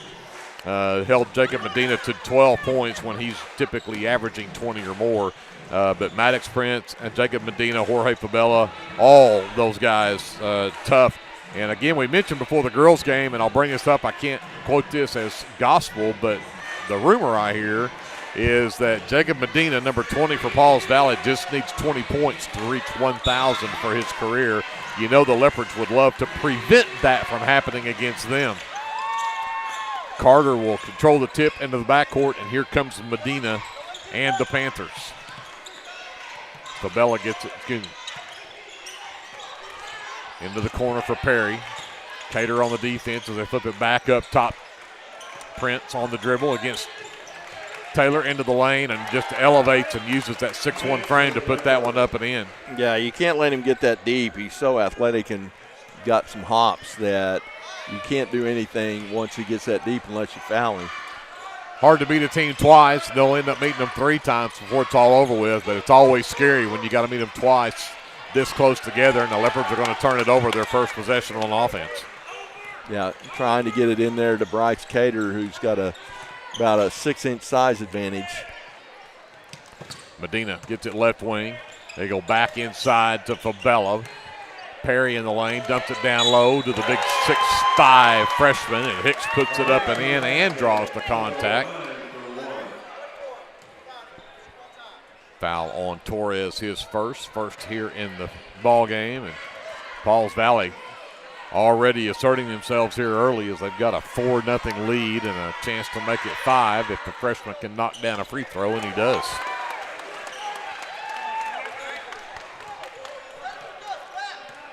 So Hernandez will walk it up. Medina waits for him as he crosses the timeline. Works around his Torres screen, gets to the right wing, comes back up top to Cameron. He'll hand it back to Hernandez. They'll reset this. Works left. Torres tried to go down, and a kicked ball from Medina will leave it with the Leopards. Yeah, trying to get Gus open right there on a back cut by on a screen by Isaac, but the freshman jumped the screen. Inside to Cater, can't come up with a basketball, still loose, and the Leopards have now had twice on offense and turned it over both times. Here comes Prince to the right elbow. Floater won't drop. Rebound Cameron. Jump ball and possession arrow with the Should be Leopards. us, Yep, yeah. hard to say. It looked like they were fixing to go the other way with it, but Leopards will have it back. Hernandez goes to Taylor on the left wing. Works around to Cameron screen. Torres, top of the key, sends it to Hernandez, right wing. He'll get to the free throw line, sends it out to Cameron. He'll go left side to Cater. Double team, lob back to Cameron on the pick and roll. Got his man in the air. Great job there of drawing the contact and still putting it in for Isaac Cameron. Yeah, he's such an athlete too. Just elevated right there, took the contact and finished, and gets to go to the line and see if he can pull us back within 2. Maddox Prince picks up the foul for Pauls Valley, their first foul in this first quarter, and Cameron knocks down the old-fashioned three-point play, pulls the Leopards back within 5-3, 2 minutes into this first quarter. Perry gets it left wing, comes back to Fabella between the circles. Lob down to the low post. Hicks turns around on Torres, the double team, got it to Perry in the lane, gives it back to Prince at the left elbow, goes right back down low. Torres knocks the ball loose, and Cameron comes away with it. Yeah, great job by Gustavo to do that. Oh, Cameron just almost enough English to get that one to go in, but it's knocked out of bounds, and they're going to say Torres was the last to touch it. Yeah, that's the thing about those big guys. When they dribble, it's so far to the ground and back up. A lot of times those people get their hands on those dribbles when those big guys dribble down there. Hernandez trying to do everything he can to deny Medina the basketball, and Medina takes it all the way down and drives back in, but long before the shot. Armando picks up his first and the team's second, and again, Medina is the catalyst for this team, and Hernandez draws a tough assignment to try to keep him denied the basketball. Yeah, him and Prince both, but Medina is the main actor. Prince sends it to Perry on the left wing. Medina again cuts all the way through. They'll give it down low post to Fabella in the lane. The jumper is up and good for Jorge Fabella. 7-3, Pauls Valley by 4. Nearly 3 minutes into this first quarter. Taylor around to Torres screen, gets it up top to Cameron. Over to the Hernandez left wing. Tried to go back to Cameron, but again, a kick ball. It'll be Leopard basketball. Yeah, I'll tell you what, we may have to start fronting those posts down here and getting backside help if they're going to keep going inside on us like that. Taylor gets it back, works around the Cameron screen. Torres top of the key. Waits for Hernandez. He'll go back door on Medina. Takes it all the way into the lane. Sends it out to Taylor. Left wing three is off the mark. Medina skies, pulls down the miss. And we got a reach-in foul called on the Leopards, and that goes on Armando. That's his second. He'll have a seat. Number 10, Hunter Russell, the 6-foot junior, checks in for the Leopards. He'll try to stay up with Jacob Medina. Prince pushes it up the floor. Picked up by Cater, top of the key. Puts it left wing to Perry. Back over to Medina, left wing. A pound of Perry screen, goes back to Perry, goes down the baseline, cut off by Russell. Nearly had a steal right there. Back out between the circles. Medina goes all the way to the baseline. Cater right there with him. No, that is Prince. My apologies. And Prince traveled with it. Bryce Cater with great defense right there forces the turnover. Yeah, I'm surprised that Prince didn't just elevate once he got down there. That's what the rest of them have been doing, is penetrating and then just elevating over us. Cater gets around the Torres screen, and we're going to get an offensive foul called on Gus Torres, and that'll be 2 on Gus. And all of a sudden, the Leopards are going to end up in foul trouble here. That's the 4th team foul, and that's going to get number 5, Crew Flood, the 6-foot-tall freshman, into the ball game for the Leopards.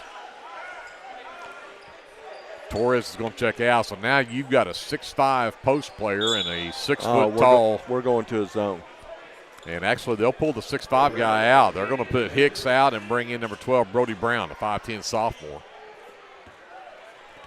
So the big guys are out. We're going to go small ball on both sides. The Leopards go to a 2-3 zone. Prince give it back over to Brown left side. Quickly back up top. They go inside. Quickly back to Perry left wing. 3 ball is very short. Cater with the backside rebound. He'll push it up the floor himself. Starts left. Goes back inside. Cameron right elbow. Steps in. Elevates. Puts it up. Can't get it to go, but he'll draw contact. And Cameron will go back to the free throw line. Foul on Prince is his second. He's got both of the fouls, I should say, on Pauls Valley.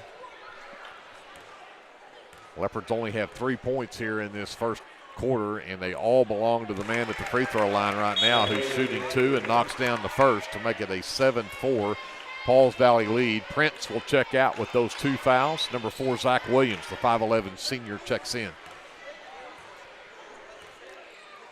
And Cameron at the line, stays perfect. He's 3 for 3, has all 5 of the Leopard points, and the Leopards are back within 2. 3:35 left in the first. Medina over to Perry. Back to Medina. Back to Perry, left wing. Down to the baseline, inside Fabella, got it. Great ball play. They go short corner and back to Fabella inside. Yeah, and that was almost a touch pass right there by the short corner player to get the ball inside of Fabella. Taylor has Medina on him, sends it out to Cater. His long 3, top of the key is good. Bryce Cater's first shot puts the Leopards back within 1, 9-8. We go just under 3 minutes left here in the first. Perry out to Medina between the circles. Right side, Brown back to Medina, back to Perry. Inside Fabella, left elbow jumper, too strong. Brown, Perry rather, comes away with the rebound. Perry can jump now. Go back to Medina, top of the key. He'll just step up, fires the long 3. It's off the back iron, no good. And the rebound pulled down by Cater. Picked up by Fabella. Can't get away from him. Lost the handle in the backcourt. Fabella has it. Gives it up to Maddox. 3 ball from Medina doesn't drop. Taylor has the miss for the Leopards. He will race the other way. Leopards get away with one there. They turned the ball over, but ended up not giving up any points off of it. Yep. Tried to go back to Cameron, and we've got a collision underneath. And that is between Cameron and Tanner Perry. Perry may have got the worst of that, but Perry gets whistled for the foul. That's his first and the team's third. Perry will check out. Number 5, Colby Barrett, the 6-foot junior, will check in for Pauls Valley. Taylor looking for the lob to Cameron off the inbounds. Gives it right back to Taylor. Back up top. Cameron steps back. Another long 3. It's good. That was NBA range. And he has put the Leopards up by 2 with 1:50 to go. Leopards on a 6-0 run here from 2 3-point baskets from Bryce Cater. Perry. And then Cater is going to pick up the foul right there as they tried to get it inside to Barrett. Cater's first is the team's 5th. That should be free throws coming up for the junior. Yeah, should be 2 free throws.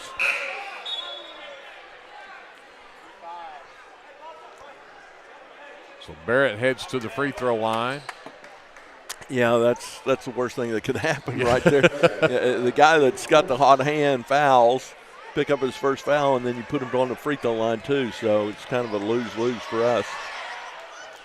Barrett, however, cannot hit the first free throw, 2. Hicks returns along with Fabella. Williams and Perry will both check out.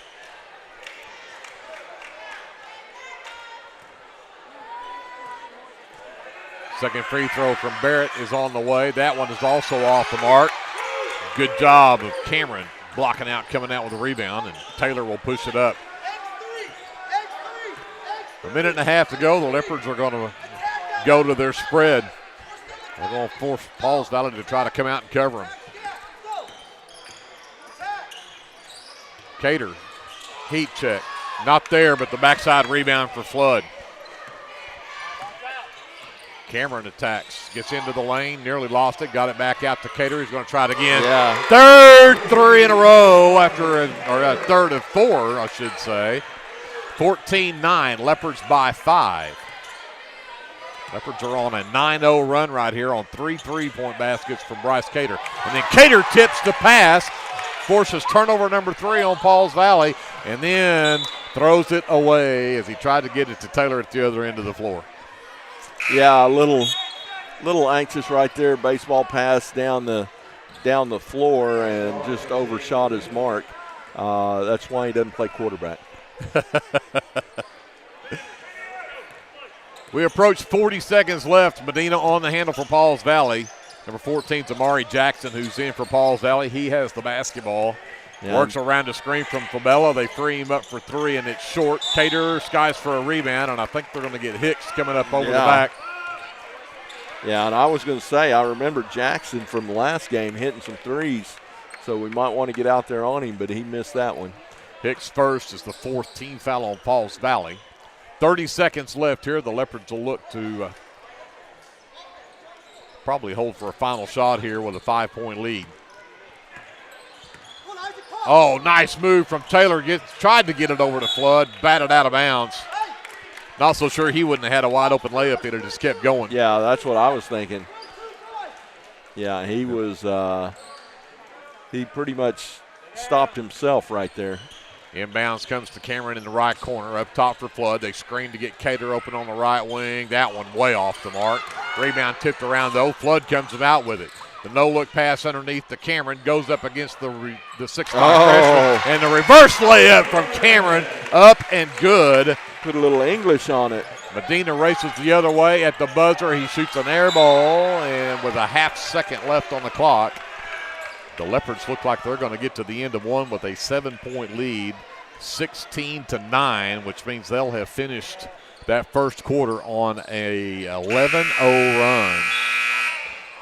Cater tries the three-quarter shot off the top of the backboard. Technically, you can't get a shot off in 0.5 seconds. Technically. You have to be so technical, Glenn. Yeah, you are absolutely correct.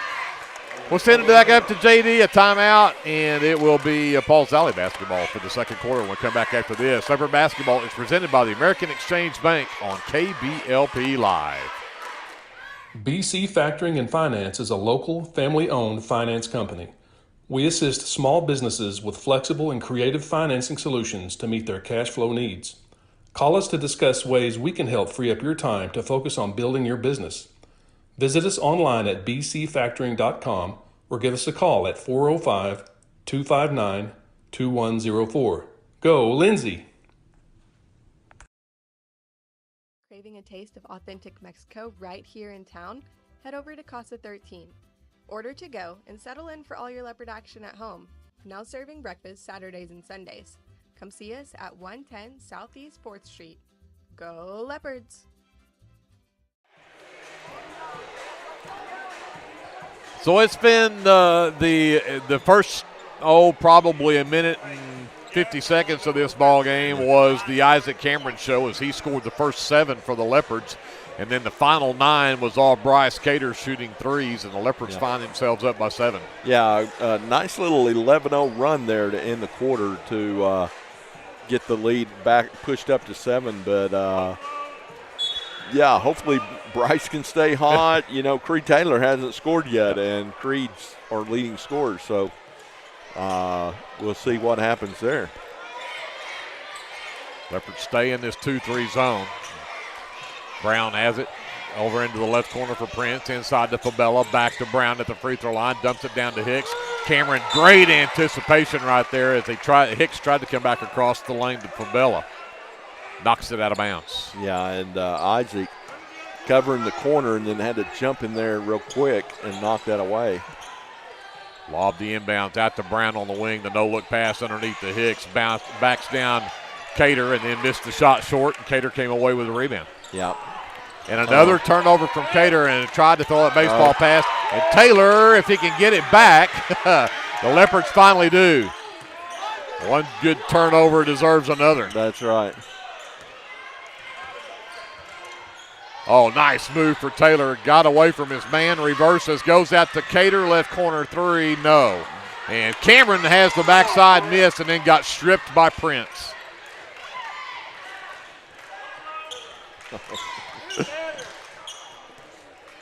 Brown will give it up to, Taylor. Perry gives it up to Prince.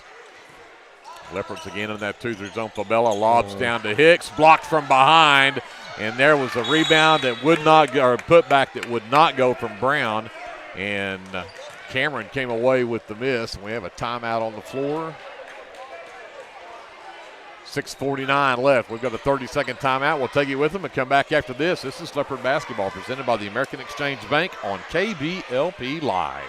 This is Brandon Cottrell, pastor at Calvary Baptist Church. Just want to take a moment and invite you to come worship with us this Sunday. Classes begin at 9:30 and worship follows at 10:45. We have something for all ages each Wednesday night. Meals begin at 5:30 and Bible study follows at 6:30. We would love to have you come be a part of our worship. We are located 410 West Chickasaw. Come join us. We've got 6:49 left here in the first half, and neither team has scored here in this second quarter. Still 16-9, Leopards by 7. Greg Peary, Glenn Shoemake. At halftime, we may have to talk about Glenn's new nickname. Yeah. Only the old people will understand. Only the old people will understand. Of course, we're old, so we get it. Yeah. Taylor will bring it up for the Leopards out of the timeout. Pushes to the right side, gets around to Cameron Screen. Into the lane, lobs it back to Flood. Right elbow jumper from Flood off the mark. Rebound tipped and right into the hands of Hicks. Had two Leopards fight for it, and Hicks comes away with it. Yeah, we knocked it out of each other's hands. Free throw line, LaBella. Tried to go inside to Hicks. Saved by Cater, but Perry comes away with it. Cross the lane to Brown. Brown inside, back out to Perry on the wing. Prince to the free throw line, steps in, blocked by Cater.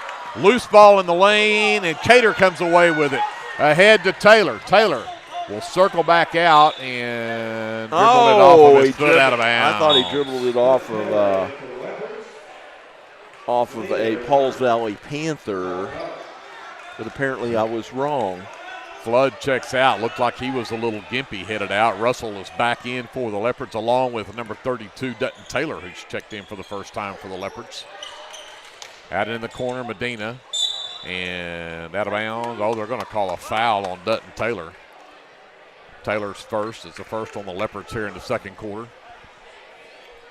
So Prince will trigger on the baseline for the Leopards. But, that's what I used to do when I'd go in. The first thing I'd do is get a foul so I could be on the stat sheet. Medina misses the three. Taylor comes away with the rebound. Pushes it ahead on Medina. Flips it to Cater. Works to the baseline, sends it out to Cameron right wing. Spin move on the 6'5 freshman. Russell, short corner Cater. Backs down Prince. Tries to step through, finally does. He can't get the roll. Got his own miss. If he can get back up with it, he does. And the end one. Cater would not be denied that trip. Picks up foul number 3 on Maddox Prince. Yeah, he gets that rebound in between 3 different Pauls Valley Panthers down there, and he just wanted it more. That was the difference.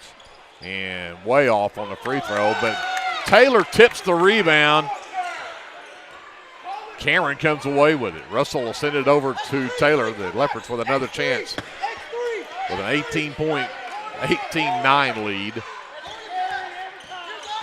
And we're going to call the push off with the arm on Tanner Perry, his second team foul on the Panthers. And they'll get Prince back out of the game as he's picked up that third personal. Yeah, we love that. Yeah, but Williams back in. Cameron gets the inbounds. And they're going to spread the floor and force the 6'5 freshman to try to come out and cover Isaac Cameron.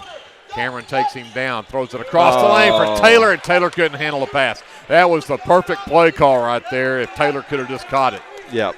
Yeah, it was a bump off the glass, but a little too swift for Dutton Taylor. 9 turnovers on the Leopards now. Medina to the elbow, to the free throw line.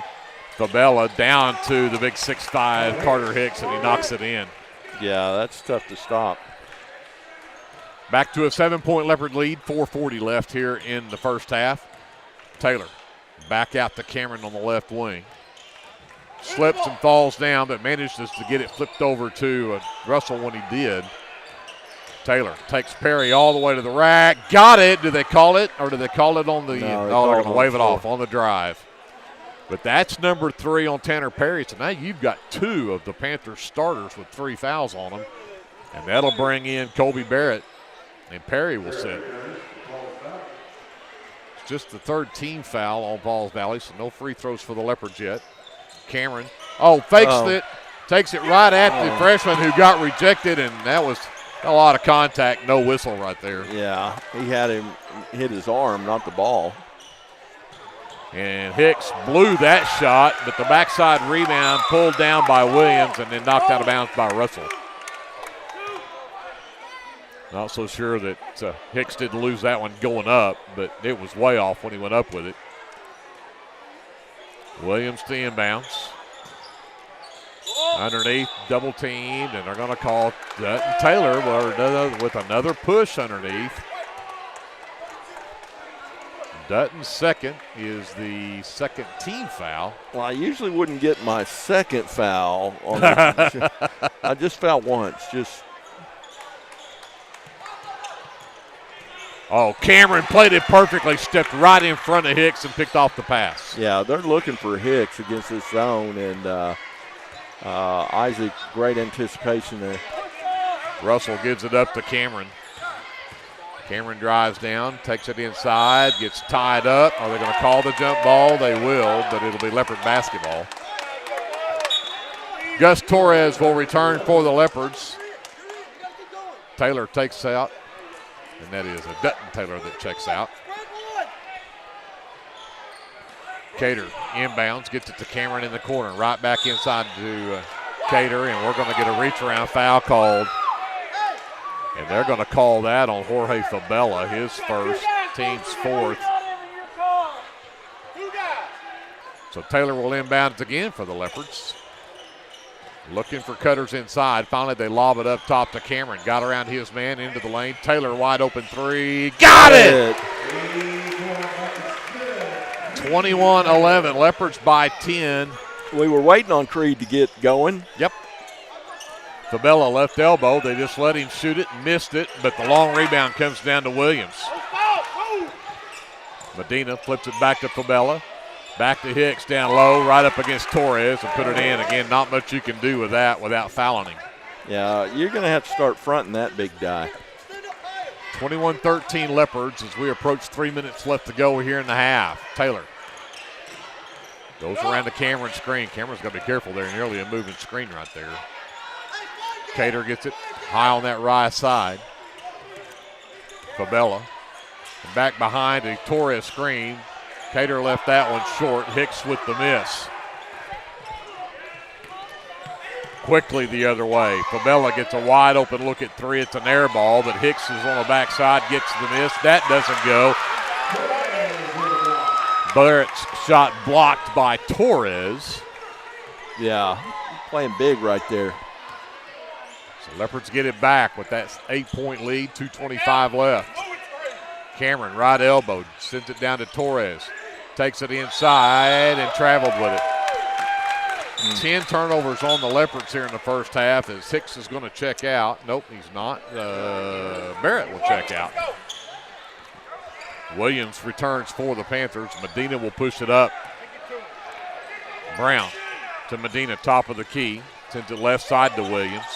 Leave him wide open for three, and it rims out, bounces off the rim, and then Cameron did a good job of blocking out Fabella. And Jorge Fabella just picked up his second personal, and that's 5 team fouls. However, that's an offensive foul. Will not shoot free throws here, but with 2:06 left, the Leopards are in the bonus. Yep. Don't say it. Man, actually they are going to shoot free throws here. I guess it was over the back. That was not a player control, so right. That is on the rebound. Don't say it. I'm not going to say a word. Cameron scored the first 7 points of the game for the Leopards. Oh. I didn't do it. Andrew did it. He was 3 for 3 before that free throw, and we weren't going to say a word about that. Yep. Andrew did. And he will get the second one to go. 22-13 Leopards. 2 minutes left as Medina will pick the ball up at the half line. Sends it to the Brown. Back to Medina in the corner. Short corner Fabella. Inside. Hicks was not ready for the pass, and it's a turnover number 7 on the Panthers. Yeah, the way to cover that is make that short corner do something. Don't just go out there and leave a big guy wide open. Russell. Back to Taylor. Works left. Comes back around to double screen. Working on Medina. Gets into the lane. No look pass down to Russell, and Russell lost it. Turnover number 11 on the Leopards. Here comes Medina out into the corner. Fabella for three, knocks it down. 22-16, Leopard lead is down to 6, a minute 15 to go. Taylor steps up, fires a three, and Taylor has the answer. Timeout, Pauls Valley. Coach Caldwell not happy. 25-16, Leopards back up by 9. We've got a minute 11 left. We'll take a timeout with them. Come back to Leopard Arena after this. This is live coverage of Leopard basketball presented by the American Exchange Bank on KBLP Live. Limits Insurance provides insurance coverage to best suit your needs. We offer auto, home, farm, life, and business policies. Come by 109 West Chickasaw or call 405-756-2253. Clements Insurance is carrying on the tradition to satisfy you. So come see me, Keith, or Beth. Go Lindsay. We have a minute 11 left before halftime. The Leopards are up by 9 on the Pauls Valley Panthers, 25-16. Pauls Valley with the basketball out of the timeout as Medina will bring it up. Williams gets it left wing. Into the left corner, Medina. Fabella inside. Back up top to Williams. Penetrates in. Sends it out to Brown on the wing. Works to the top of the key. They don't even cover him there. Back over to Williams on the wing. Out into the corner, Medina. Right elbow, Fabella. Goes to work on Russell. Elevates. Left it too strong. Russell pulls it down for the Leopards. Cameron will push it up. We go to 35 seconds left. Leopards may look for a final shot here, and they're going to call Cameron for carrying the basketball. Yeah, Leopards have shot themselves in the foot. Yeah, I would get Gustavo out of there. They just did. Yeah, Taylor returns. Yeah, he's got 2 fouls on him. Armando hadn't got to play this quarter. He sure hasn't. So I miss seeing Armando. Medina pushes it up with 30 seconds left. Down the floor to number 13. That is Alex Lara, who's in the game for Pauls Valley. He is a dead-eye three-point shooter. The backdoor cut underneath. Good defense. As Taylor comes back in, Dutton Taylor that is, and he's picked up 3. But number 14, Amari Jackson, was the one who had come up with that backside and got fouled. But just the third team foul on the Leopards.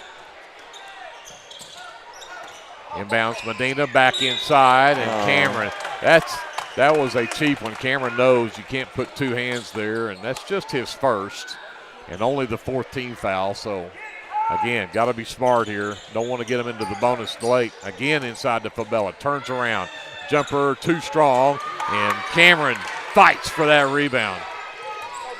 Got 8 seconds. Need to get down the floor, get a good shot here. Give it up to Cater. Cater. From the logo, Cater, no. Leopards led by 7 at the end of 1. They'll lead by 9 here at the end of the first half. 25-16, Leopards on top of the Pauls Valley Panthers. We'll take a timeout, and we'll get you right back here just as we get set up for homecoming coming up right after this on KBLP Live. The City of Lindsay is a proud sponsor of LHS athletics and academics and wishes all Leopards and Leopardettes a healthy, happy, successful season. Lingman Incorporated is a proud supporter of the Lindsay community. We hope you'll keep us in mind for all your oilfield electrical needs. You can give us a call at 405-756-4773.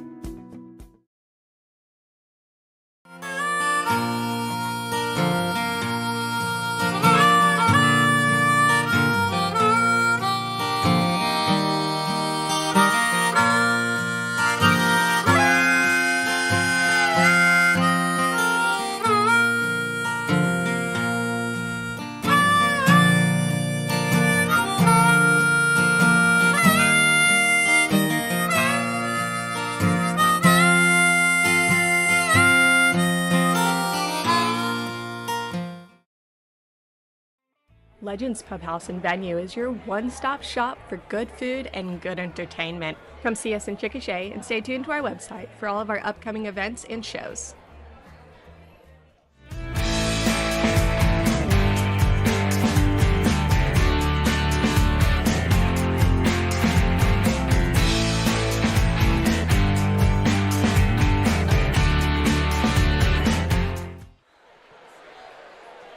We're back here at halftime, 25-16, Leopards by 9. They're getting ready for homecoming festivities. We're going to go ahead and start into our officially unofficial stats from the first half, and we may get interrupted by homecoming, but if we do, we do.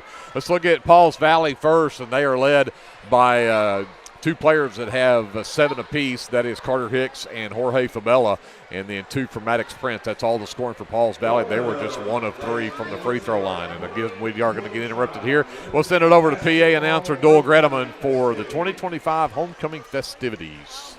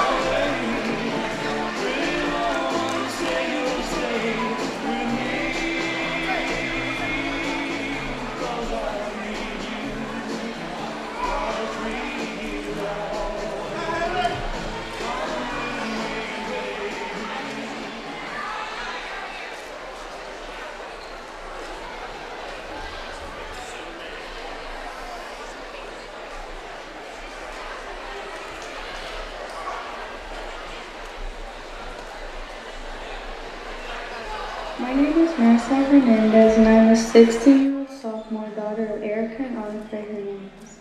My siblings are Michelle, Alejandra, and Ana Frey Hernandez. I participate in track, cross country, and play basketball. I attend Life Church in Norman. My future plans are to hopefully become a physical therapist one day. My favorite Leopard memory was getting to run at the state cross country meet with Cannon for the last time.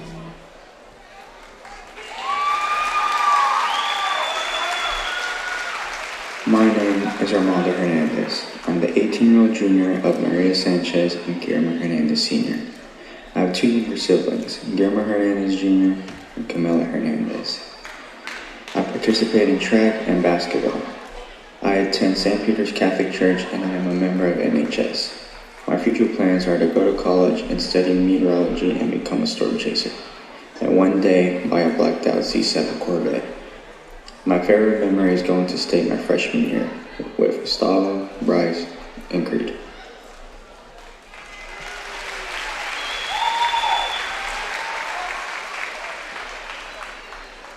My name is Jolie McReynolds. I am the 17-year-old junior of John and Jamie McReynolds.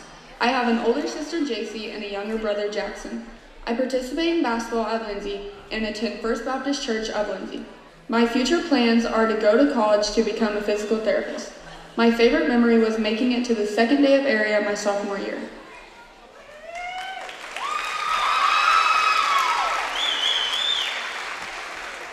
My name is Bryce Cater. I'm the 17-year-old junior of Brian Cater and Savannah Lee. I have 4 younger siblings, Chloe, Bella, Harlow, and Brinkley. I participate in basketball and attend Calvary. My future plans are to go to college and become a head coach. My favorite memory is going to the state my freshman year.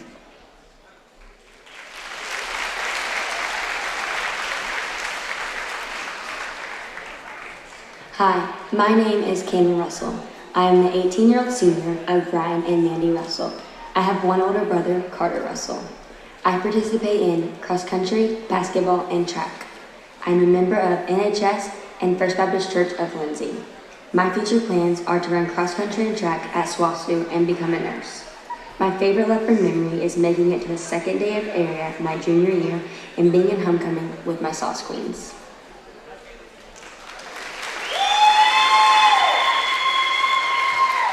My name is Creed Taylor. I'm a 17-year-old junior of Marissa Stevens and Blake Taylor. I have 5 siblings, Seth Stevens, Bentley, Asher, Grace, and Ezra Taylor. I play basketball, and I'm a member of Calvary Baptist Church. I'm involved in SOS and student council.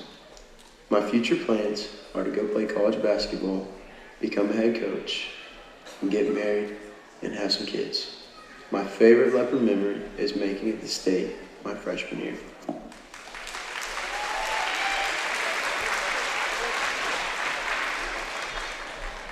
Hi, my name is Gentry Wilmot, and I am the 17-year-old senior of Toby and Trisha Wilmot. I have 2 older brothers, Gabe and Ty Wilmot, and I participate in softball and basketball at Lindsay. I'm a member of NHS, JOM, and attend Abundant Love Fellowship in Maysville. My future plans are to go to college and to get a degree in the medical field. My favorite Leopard memory is going to state with some of my best friends.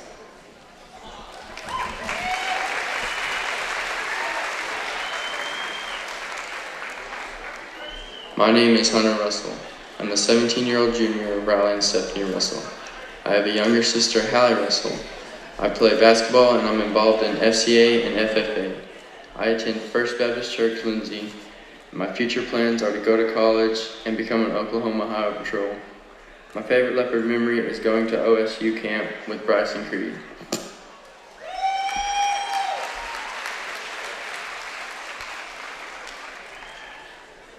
Hi, my name is Madison Lee McGowan, and I'm the 17-year-old senior of Lee and Tara McGowan, and I have one sibling, Colton McGowan.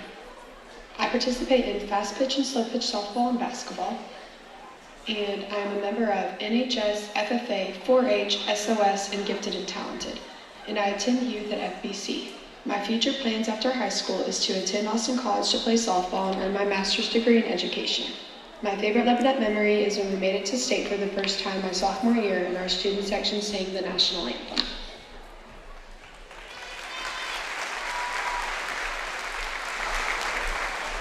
My name is Gustavo Torres, a 17-year-old junior, Gustavo and Patricia Torres. I have two younger siblings, Yair and Natalie Torres.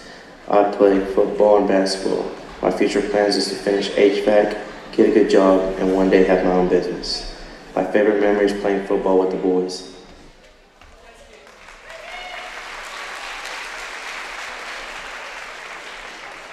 Hi, my name is Leslie Wilmot. I am the 17-year-old senior of Robbie and Jennifer Wilmot. I have two older brothers, Hunter and Frank, and I participate in softball and basketball at Lindsay. I am a member of NHS, JOM, and attend Abundant Love Fellowship in Maysville. My future plans are to go to college and hope I find something that interests me. My favorite Leopard memory is going to state and getting to finish out my softball career with a great team.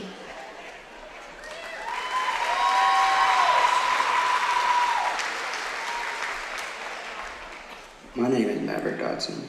I am the 17-year junior of Heather and Eric Dodson. I have three siblings, Parker, Abriel, and Riker. I participate in football, basketball, and baseball. I attend First Baptist Church. My future plans is to become an orthopedic, get married, and start a family. My favorite memory is going to Broken Bow every year for baseball during spring break.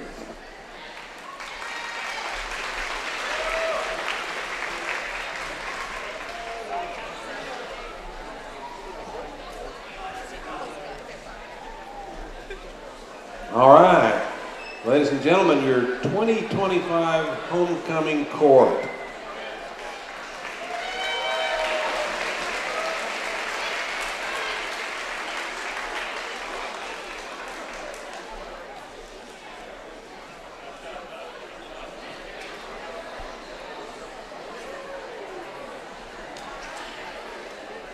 My name is Charlie Nicole James. I'm 6 years old. I'm in Missy Dallas kindergarten class. My parents are Natalie and John Jakes and Colby Jennings. My brothers are Ripley and Ace. My sisters are Allie and Lincoln. I'm a cheerleader and I play softball. I like to swim, ride my bike, feed cows with drunk, and get money. When I grow up, I want to be a teacher just like my mommy. My favorite basketball players are Armando and Jolie. Go Lindsay Leopards!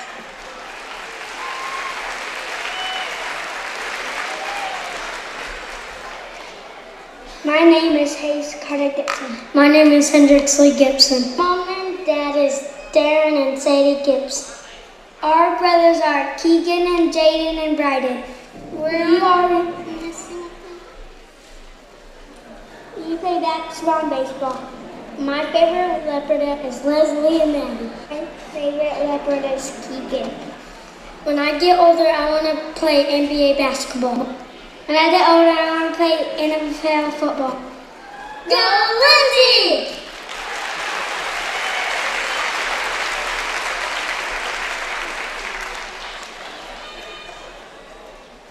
And now, the moment you've been waiting for, your 2025 Lindsay Leopard Homecoming Queen is Cannon Russell.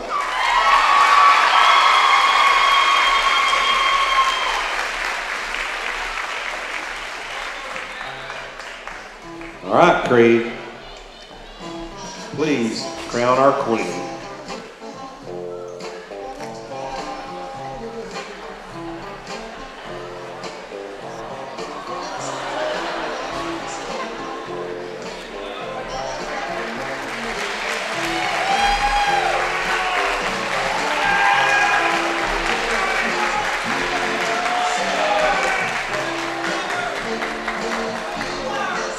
I'd like to extend a special thank you to Sweet Peas, Flowers and Gifts of Lindsay for the beautiful roses that each girl received tonight. And a special thank you to Mallory Jones and Becky Johnson for the lovely balloon arches, and Elena Gamble for the sashes for each of our attendants tonight. We appreciate your help in making tonight a success. Go Lindsay! So there you have your 2025 homecoming court and the queen, Cannon Russell, and crowned by your homecoming king, Creed Taylor. Congratulations to Cannon and to Creed and all of those that were attendance and the candidates for tonight. And the Leopards, again, here at halftime with a 25-16 lead over Pauls Valley. Yeah. So we started into the stats just before we got into homecoming there, so let me just go ahead and we'll finish those up before we take a break here. And we'll go back and tell you what we did. Pauls Valley with 16 points here in the first half, 7 apiece from Carter Hicks and Jorge Fabella, and then the only other 2 came from Maddox Prince in that first half, and the Pauls Valley only 1 of 3 from the free throw line in the first half as well. For the Lindsay Leopards, they are led by Bryce Cater, who had 3 threes in that stretch there at the end of the first quarter to put the Leopards up by 7, and he finishes with 11 in the first half.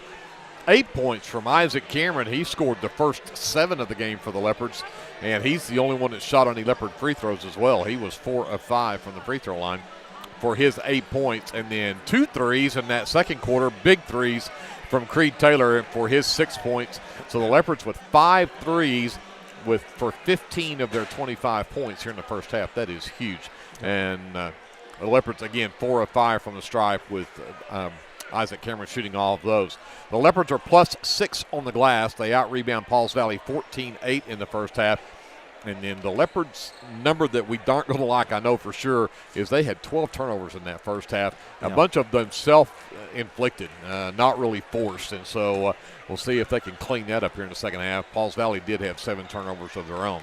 With that, we'll go talk to Glenn about some of the shooting numbers. Yeah, Pauls Valley had a lot of shots. They actually ended up taking 9 more shots from the field than we did, but they were 6 for 20 from 2-point range, 1 for 8 from 3-point range, so they were only 7 for 28 for 25% from the field that first half. Lindsay shot the ball much better, but like I said, didn't get the volume of shots because of the turnovers. They end up only 3 for 6 from 2-point range. They only took 6. Only 6 2-point shots. Only 6 2-point shots, and they made 3 of those. They were 5 for 11 from 3-point range for a total of 8 for 19 for 42% from the field. So, I'd like to have seen us get a lot more shots because we were shooting such a good percentage, but hopefully this second half we can cut out the turnovers and keep shooting. Creed and Bryce stay hot from 3-point range and find a way to get Hicks under control a little bit. Get Hicks under control, and that again, we talked about it at the start of the game that Jacob Medina, who is the guy for this team, and the Leopards held him scoreless in that first half. Let's hope they can continue to do that in the second half, because you know that Coach Caldwell's trying to figure out a way to get Medina involved in this ball game if Pauls Valley is going to have a chance. Let's talk quickly about next week's schedule. And we mentioned that the Leopards and Leopardettes will be playing in the Grady County Tournament over at Ampo coming up on Monday, Tuesday, Thursday, Friday, Saturday. And they actually won't play over there on Tuesday. The tournament runs those days. But the Leopardettes play at 4 o'clock on Monday night. They'll take on the Lady Redskins of Rush Springs. The Leopards will play immediately after at 5:20, and they'll take on Ninnekah in the first game over there. So they will play on Monday at 4 o'clock and 5:20 in Ampo, and then we will come back to regular season action Tuesday night over at Purcell, and so we'll play at Purcell on Tuesday night. But if the girls win, they will play Thursday at 4. If they lose, they will play Friday at 4. And it's just the opposite for the boys. If the boys win, they'll play Friday at 5:20. If they lose, they'll play Thursday at 5:20. So that'll give you an idea what that looks like over there. And then, of course, the games on Saturday will be either early or late, depending on whether you're in the Constellation side or on the winter side. So we'll see how that works out going into the tournament for the rest of the week. But since we're not going to be over there, I'll give you a little history of this week-long tournament. They had to play it on 5 days a week because Briscoe McPherson, the AD, and ADs before that wouldn't let cut their practices short and wouldn't schedule apparently they couldn't schedule their games away that week. They didn't want to be away for a whole week, and so they had to start games at 5 o'clock. And that 8:20 game would notoriously be played at 9:30. Right. I can see that happening. 9:30 start time, and it was a pain. But you can listen to the games this week, all of the games on Cool 105.5, the Chickasha radio station over there covers the entire tournament. But they did knock it back when they got away from USAO and started playing it at the different venues of Grady County. They did cut it back to a three-game or three-night tournament, 3-day tournament, but they found out they were losing money. And because people wouldn't come to those day games, and so if you're going to host, it's quite an endeavor to host a tournament, as Lindsay Coach Ferguson can attest. It's a big ordeal, and there's a pretty good outlay of cash. Although Lindsay's got they kind of get some donations and things like that, and they got the hospitality club. But so they decided they'd stretch it back out to 5 days, and so that the host school could make a little more money.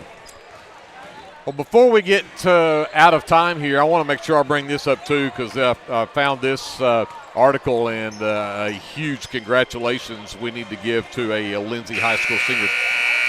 Tessa Inman is the daughter of Brooke and John Inman, and she received Congressman Tom Cole's nomination for service academies, which of course you have to have that nomination before you can get into those academies. But she was nominated to attend the U.S. Air Force Academy there in Colorado Springs, and also West Point. Yeah. So the criteria for that is extensive, and to get that appointment, that nomination for that appointment from Congressman Tom Cole is massive. So a huge congratulations to Tessa Inman for getting that nomination nod from Congressman Tom Cole. And I think she's leaning toward the Air Force, but yeah, she's got his blessing to get there. And again, we know she can do it. But big congratulations to Tessa, and of course, I'm sure Mom and Dad are extremely proud. Right. So that'll be your American Exchange Bank halftime show and homecoming festivities here, and we're about ready to get back to basketball. The Leopards again have a 9-point lead, 25-16. Pauls Valley gets the ball to start this third quarter. Armando Hernandez back on the floor for the Leopards, along with Isaac Cameron, Bryce Cater, Gus Torres, and Creed Taylor. Medina, Fabella, Prince, Hicks, and Perry on the floor for the Panthers. Medina sends it to Prince left wing. They'll trap. Got it away to Fabella, but nobody inside to dump it down to. Prince gets it back, puts it down, and Cameron steps in, nearly came up with a steal. And Fabella back out on the wing, traveling with it. Walked,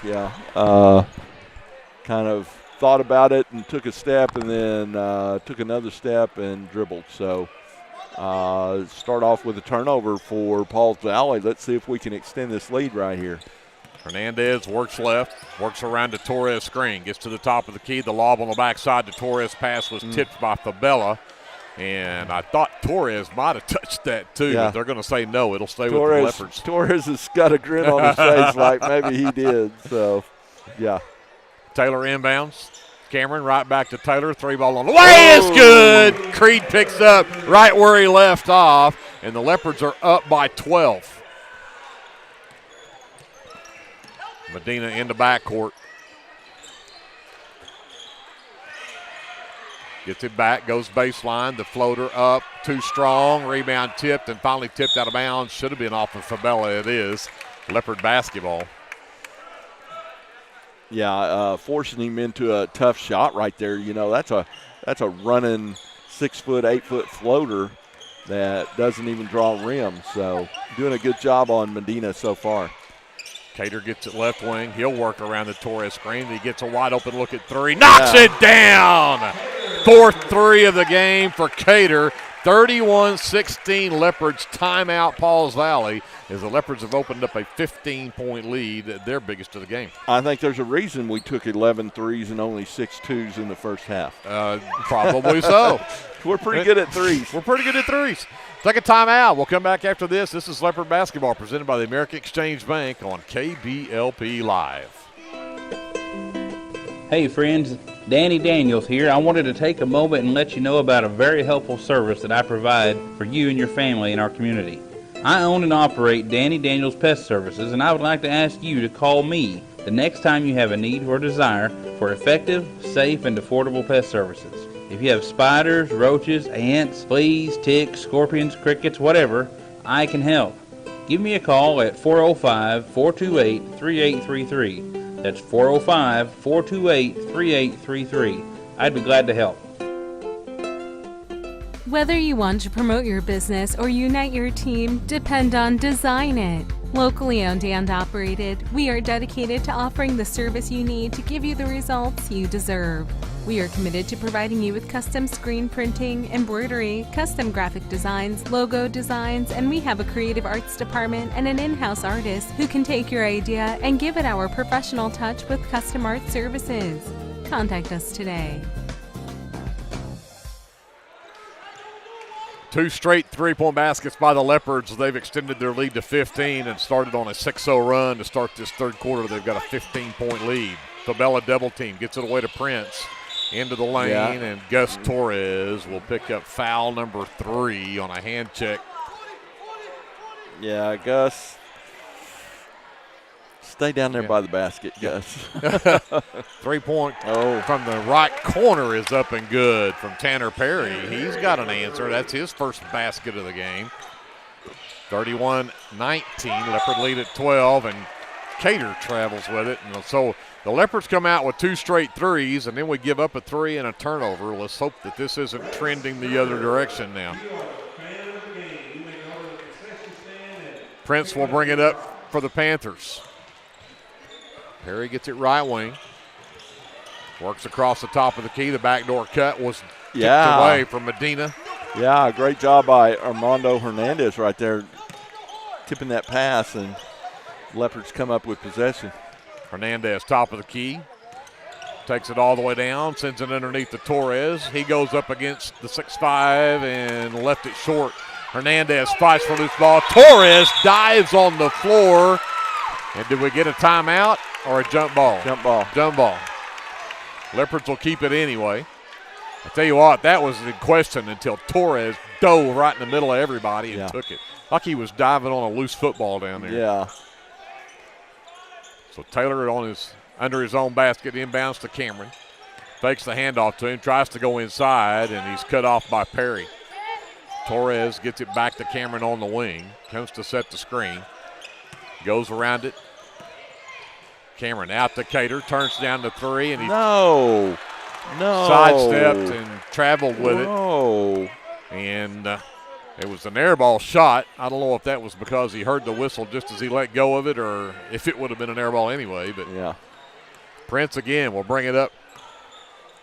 Leopards hanging on to a 12-point lead right here at 31-19. Perry on the handle, right wing. Just surveys. Now comes back between the circles to Prince. Gives it back to Perry.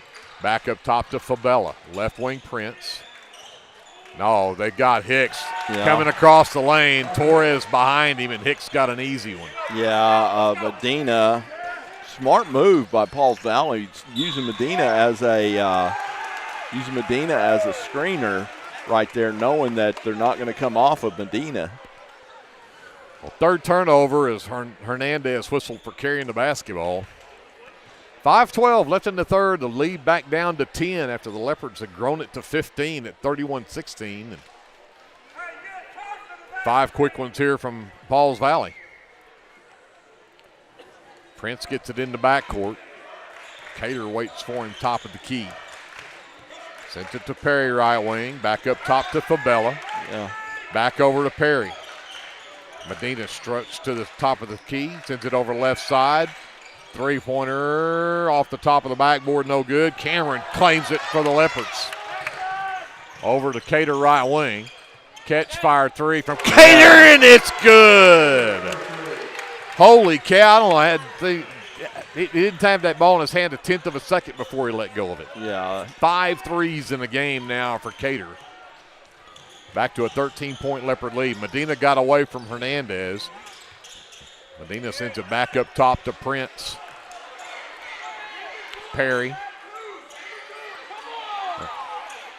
Fabella enforcing his will down underneath. Missed the shot too strong.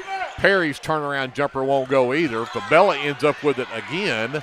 And this time it will go up and in as Carter Hicks came up with it and put it in there. Yeah, we got all discombobulated. Taylor trapped, and timeout called by Coach Terry because that one was fixing to get ugly. We did not need to turn that back over right there. Timeout on the floor. We'll take it with them. We are halfway through the third quarter at 34-23. Leopards with an 11-point lead. We're back after this. This is live coverage of Leopard basketball presented by the American Exchange Bank on KBLP Live. Hey Leopard fans, this is Nick Johnson from First Baptist Church Lindsay. At First Baptist Church, we are a family ministry and desire to faithfully proclaim the gospel in Lindsay and beyond. We would like to invite you to join us every Sunday for worship at 9 a.m. and Sunday school following at 10:15. Our Wednesday evening activities start with dinner at 5:50, and then we have Bible studies for children, youth, and adults starting at 6:30. First Baptist Church is proud to support the Lindsay Leopards, and we wish all of our student athletes a successful season. From all of us at First Baptist Church Lindsay, go Leopards! So Leopard basketball out of the timeout, making sure we got to hang on to that possession. Creed Taylor will inbound from the far sideline into the backcourt. Medina knocks it away from Hernandez, so they'll try it again from back there. Yeah, Medina giving Armando a dose of his own medicine there. Hicks is going to check out. Brown is back in for Pauls Valley. Well, thank you very much, Coach. We appreciate that. Hernandez will get it as they screen, and Prince ends up with the defense on him. Now Perry's going to come bring the trap, and the Leopards throw it away. Fabella comes away with the fourth turnover in the half, and in the lane, Prince got an easy one. 34-25, the lead's down to 9. Again, trapped in the backcourt. Hernandez back over to Taylor as they get across the timeline with it. Taylor goes to work on Perry all the way in, and he'll get fouled on the drive, so no shots here, but that goes on Tanner Perry, and that's 4 on Perry. Just the first team foul here in the quarter, but that'll earn Tanner Perry a seat on the bench next to Coach Caldwell for a while. 3:32 left here in the third. Cater will inbound for the Leopards. Cameron gets it out in this left corner, goes back inside, and Cater has it knocked away from him by Fabella. Fabella's got to be careful. He's got a couple himself. Prince is out there playing with 3. Yeah, we'd like to see those guys get a few more. Exactly. Taylor on the baseline to try this again. Cater gets it. They leave him wide open. Got it! 6th 3 of the game for Bryce Cater, and he makes it 37-25. Leopards back up by 12. 3-ball left side, from Medina won't drop. Creed Taylor with his 3rd rebound. Hernandez drives past Medina. Oh, nice drive from Hernandez. The Leopards increase their lead to 14. Under 3 to go here in the third. Medina on the handle. The no-look pass to Prince at the free throw line. Turnaround jumper won't drop. Rebound underneath, and Fabella got the rebound and the putback. Yeah, he's so athletic down there with Gus out of the game. We got to get Isaac down there getting rebounds. Taylor leaves it for Cater. Double team, got it away to Cameron between the circles. Right down the lane for Cameron, off the glass too strong, tipped, and it's out off of Fabella. It'll be a Leopard basketball. Like the aggressiveness from Isaac, but we got to finish right there. Cater, left side 3 on the way, rushed that one, missed it wide, and rebound comes down to Medina. He will push the other way, gives it to Brown left side. I wouldn't even cover Brown. Oh, Hernandez knocks it loose into the backcourt. Medina will track it down back there. No-look pass over to Williams over on the right wing. Prince, right elbow, steps in, sends it over to a cutting Brown, who throws it off the glass too strong. Rebound tipped.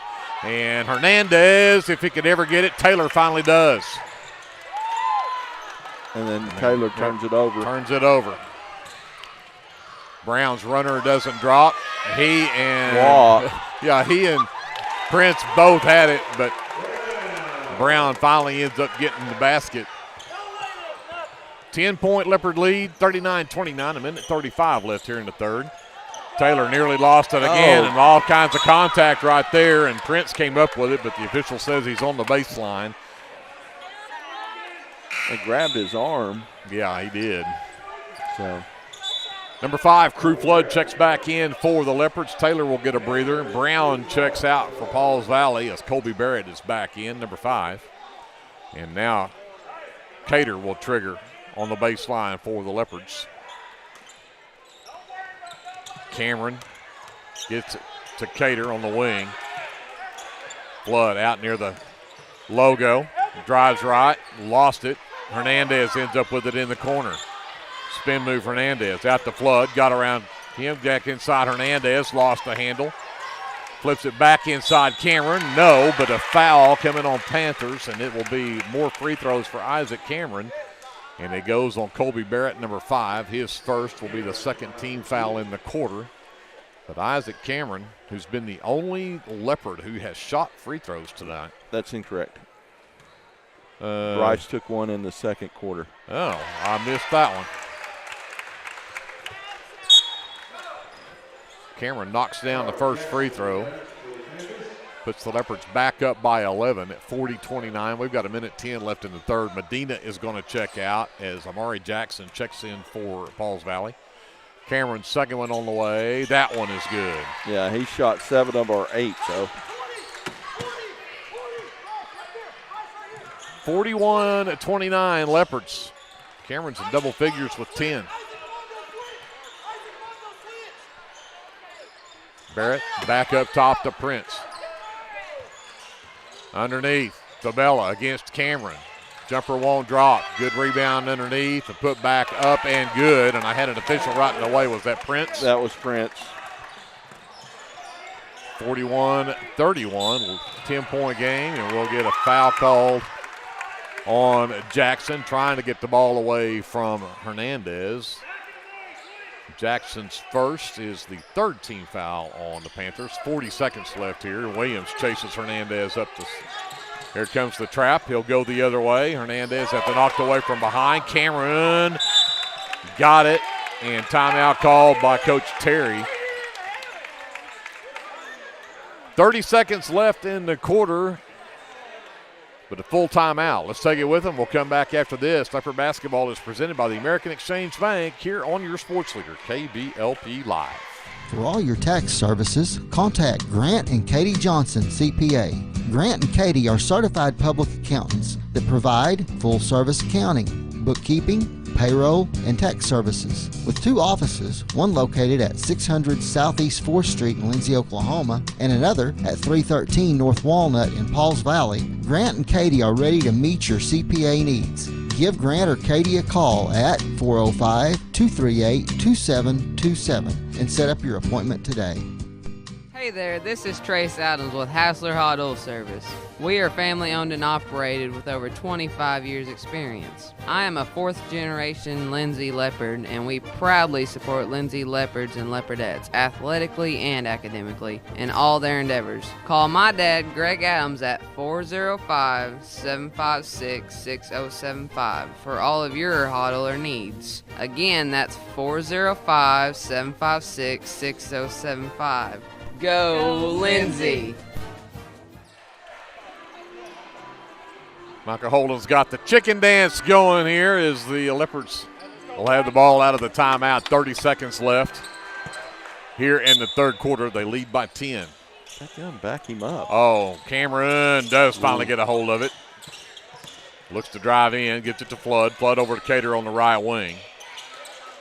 Goes back door down the baseline, sends it all the way out to Russell. No look pass over to Cameron, drives in the lane, steps around, had his shot blocked. But Cater came away with the missed block and puts it in. 43-31 Leopards. Wide open look from the right wing. Doesn't drop. Hernandez skies for a big rebound. And Prince knocks it out of bounds. 1.7 seconds left in the third. And Leopards battling here, hanging on to a 12-point lead.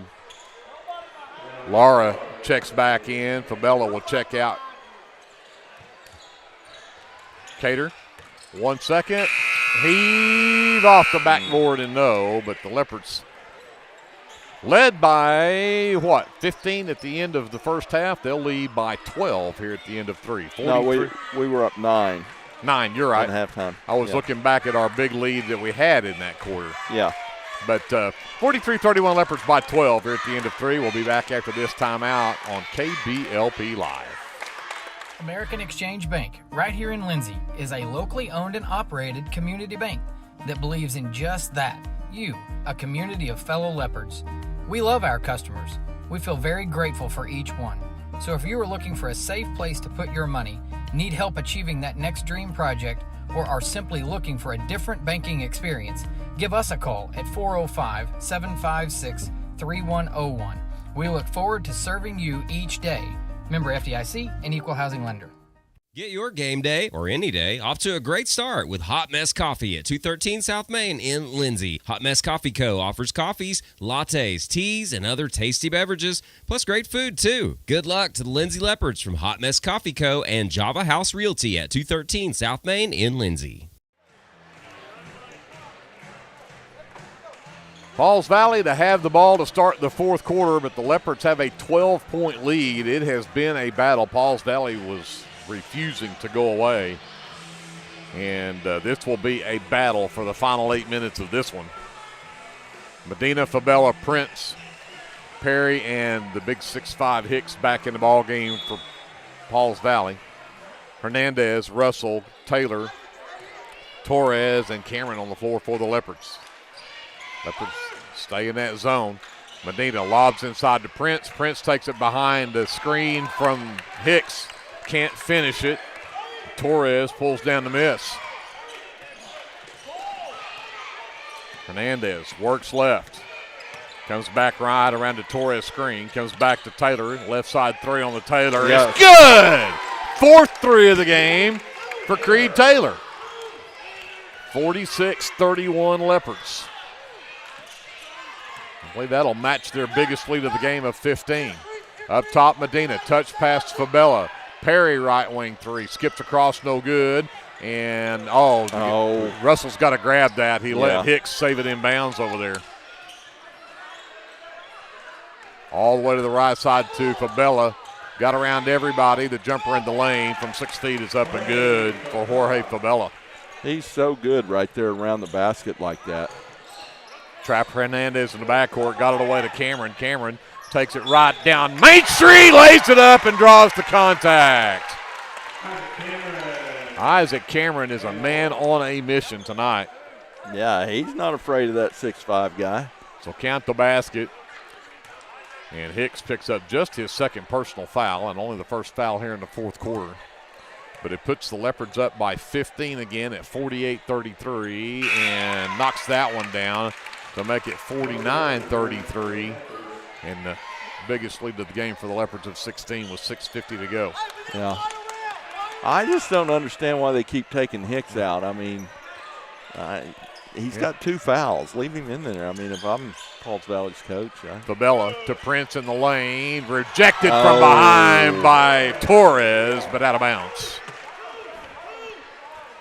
Yep.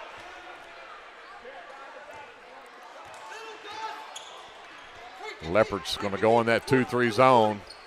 Looking to inbound from the baseline. They get it to Medina over the right wing and throw it away.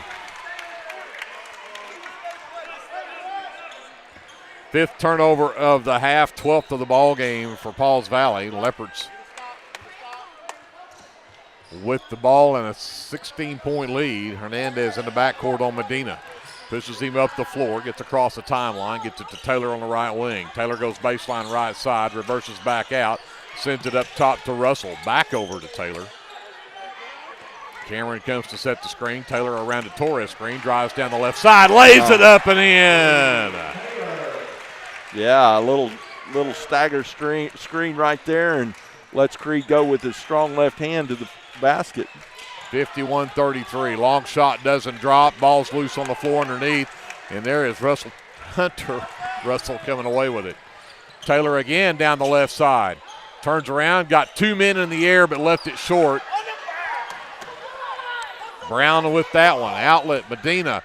Stolen by Hernandez. Ahead to Torres. Oh. And Torres up and in. Big man running the floor.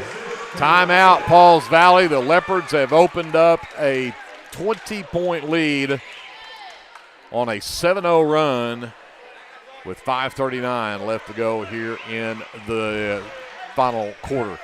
30-second timeout. Let's take it with them. We'll come back after this. Leopard basketball is presented by the American Exchange Bank on KBLP Live. Hughes Heat and Air is a family-owned business that serves Lindsay and surrounding areas. Hughes Heat and Air provides service for residential and commercial jobs, including simple repairs and new installations. Hugh and his crew take pride in providing professional, efficient, and reliable work at affordable rates. For your next heat and air project, give Hugh a call at 1-405-756-6399. Good luck, Lindsay.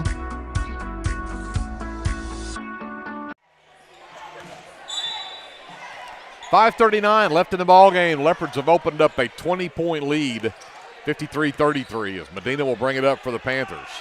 Perry gets it high on that left side, looks at Fabella left elbow. Medina in the corner, high three, sticks between the rim and the backboard, and the jump ball is Leopard basketball.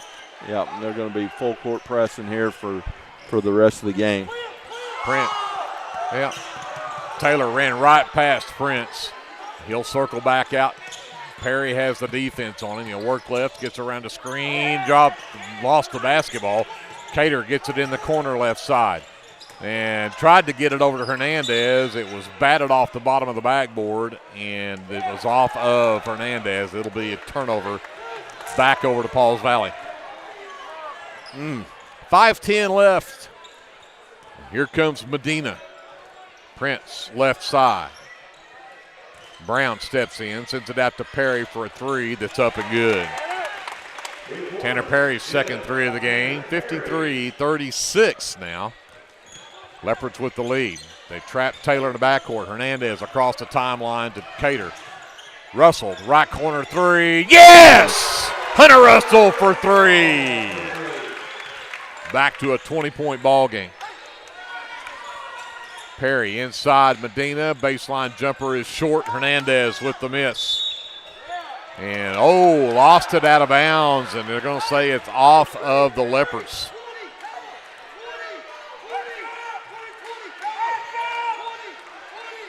So Medina will trigger under his own basket with 4:31 left in the ball game. His team down by 20. The Leopards switch to a man here. Brown drives down, right-hander short. Torres the rebound for the Leopards. Yeah. Ahead to Hernandez in transition, lays it up and in. 58-36, Leopard lead at 22.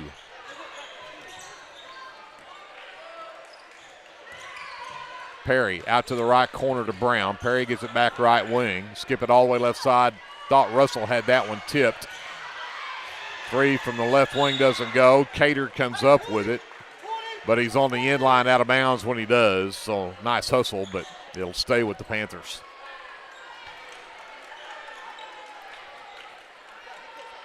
This time, Prince will inbound on the baseline. Fabella out in the corner. The lob on the backside. Russell played that perfectly, but he could never get a hold of the basketball. And Hernandez comes from behind and knocks it loose anyway. Taylor circles back, gets it to Hernandez. Back over to Cater left wing. Russell left corner. Cater, the lob inside from Russell. Backs down his man, puts it up and in. Yeah. 60-36, Leopards by 24 with 3:25 left. And underneath, they're going to say it's off the Leopards. Cater is going, no. It's Yeah. I think we blocked it / fouled him, maybe. Medina gets it in the corner inside to Fabella. Skip it right side to Prince. 3-ball there is on the way. Back iron, no good. Torres controls the rebound, gets it to Russell. Cater on the handle. He'll give it up to Russell to bring across the timeline as we hit 3 minutes left to go, and then we'll get a reach-in foul called on Maddox Prince. That'll be his 4th. Second team foul, so no free throws here, but that will clear the bench for Coach Caldwell as he will throw up the white flag and send his subs into the ball game. Flood will check in for Cater for the Leopards. Get these guys in here for Pauls Valley. Number 22, Braxton Brumley. He has the defense on Hernandez. Hernandez got it to Taylor. Taylor's 3 on the way. He's off the side of the rim. Flood with the rebound, and he's fouled on his putback attempt. And the foul on Pauls Valley comes on number 14, Amari Jackson. That's his 2nd. 3rd team foul. Williams is back in there for Pauls Valley along with Alex Lara, number 5, Colby Barrett. And I think I mentioned 14 is Amari Jackson. Coach Terry also sending the subs into the ballgame for the Leopards as number 32, Dutton Taylor, returns for the Leopards. Number 4, Maverick Dodson, the 5'9" junior, in the ballgame as Flood hits the second free throw, missed the first. It's 61-36 Leopards.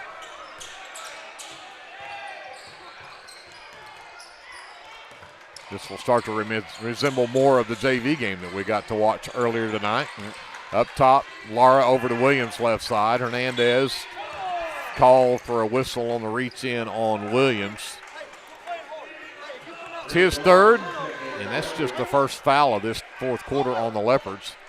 Number 15, Reed Dorman, the freshman, checks in. Hernandez will sit for the night. Lara.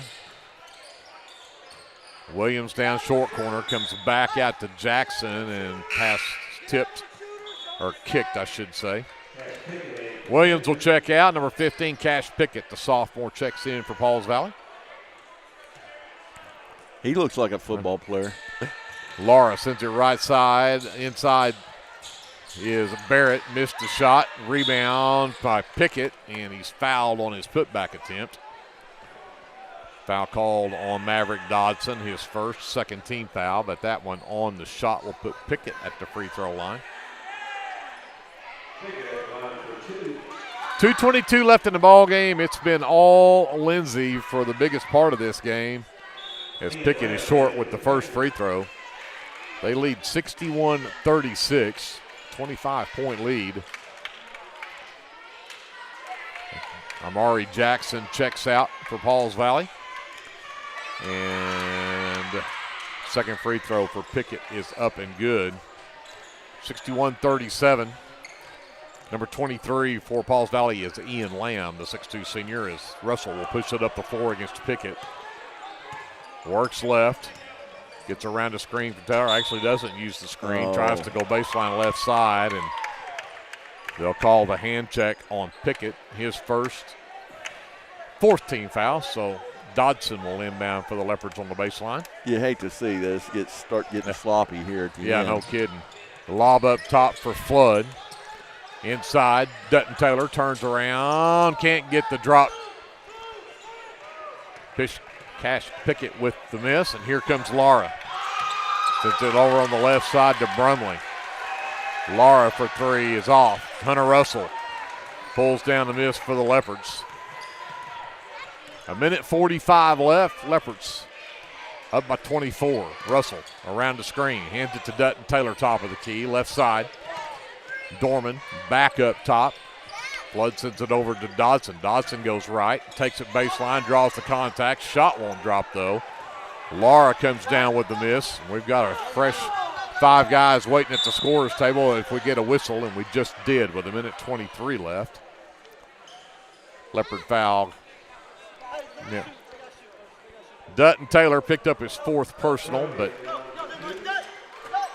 here comes the subs for the Leopards. Number 11 is Zach Howie, the sophomore. Number 14 is Abel Williams, the freshman. Number 33 is Cade Williams, the freshman. Dodson and Dorman will stay out there. Up top, number 21 is Ty Horn for Pauls Valley. 24 is Eric Nunez, who just shot that 3. It's off the mark, with the long rebound out to Pickett as we hit 1:05 left to go in the ball game. Dorman anticipates the pass, draws the contact, can't get it to go, but Abel Williams is there for the rebound and the putback. 63-37 Leopards, 50 seconds left in the ballgame. Nunez, top of the key, 3 ball on the way. Free off the front of the rim. No, it's tapped out. Zach Howie comes away with the miss, and he'll also get the foul, and that being team foul number 5, that should put Zach Howie at the free throw line.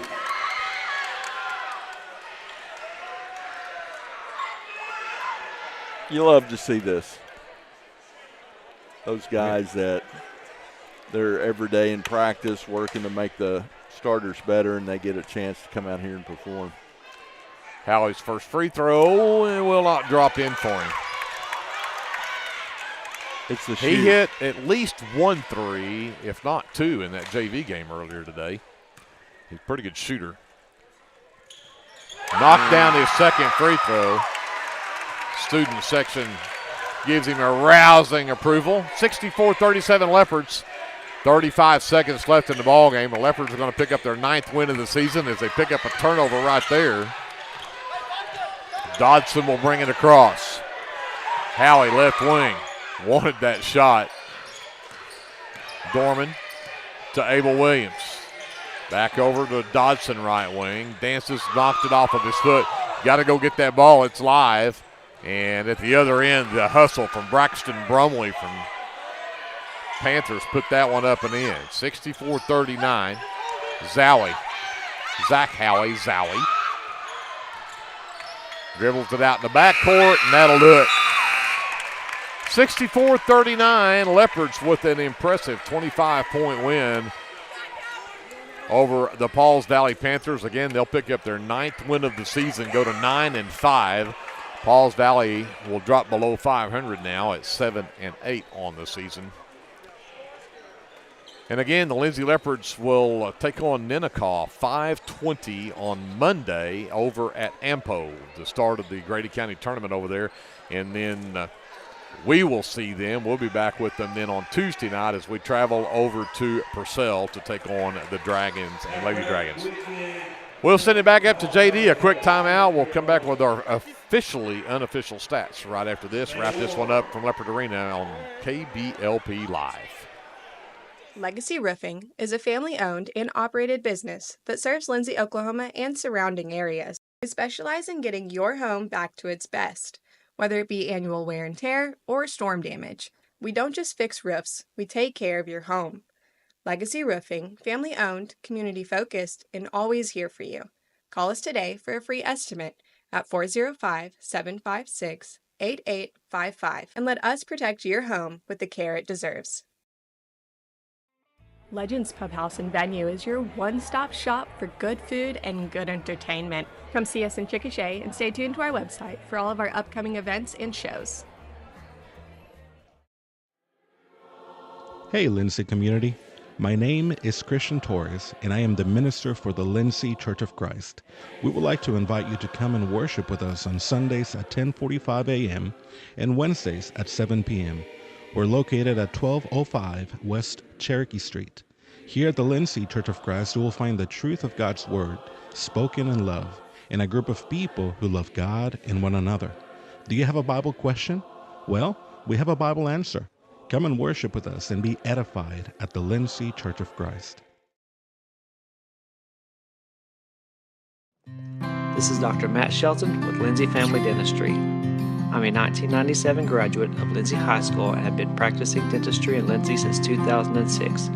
We welcome you to come to our dental practice so we can help you and your family with all your dental needs. We offer dental services for everyone at every age, from braces to aligners to crowns, bridges, dentures, and implants. Give us a call today at 405-756-4093 or stop by at 102 Southwest 7th Street and let us give you the healthy, beautiful smile you've always dreamed of.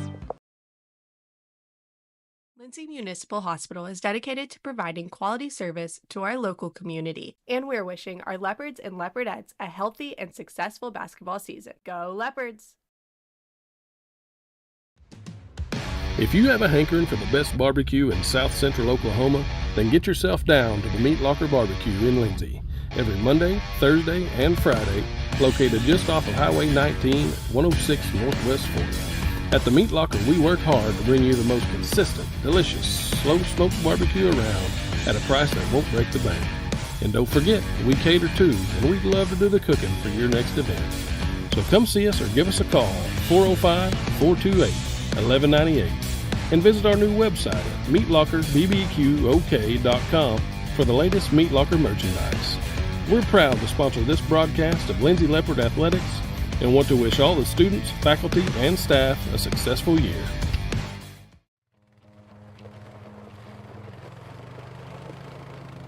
Looking for your next adventure? Head to Morris Motorsports in Chickasha. We carry top brands like Polaris, Can-Am, Kawasaki, and Honda. Plus, we offer a full-service and parts department. Whether it's ATVs, side-by-sides, motorcycles, or accessories, we've got what you're looking for. Visit morrismotorsports.com or give us a call at 405-224-6113. At Morris Motorsports, we don't just sell machines, we sell fun.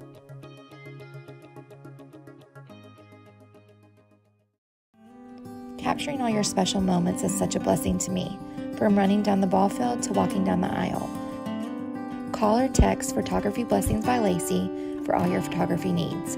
405-428-0305. Go Leopards and Leopardettes.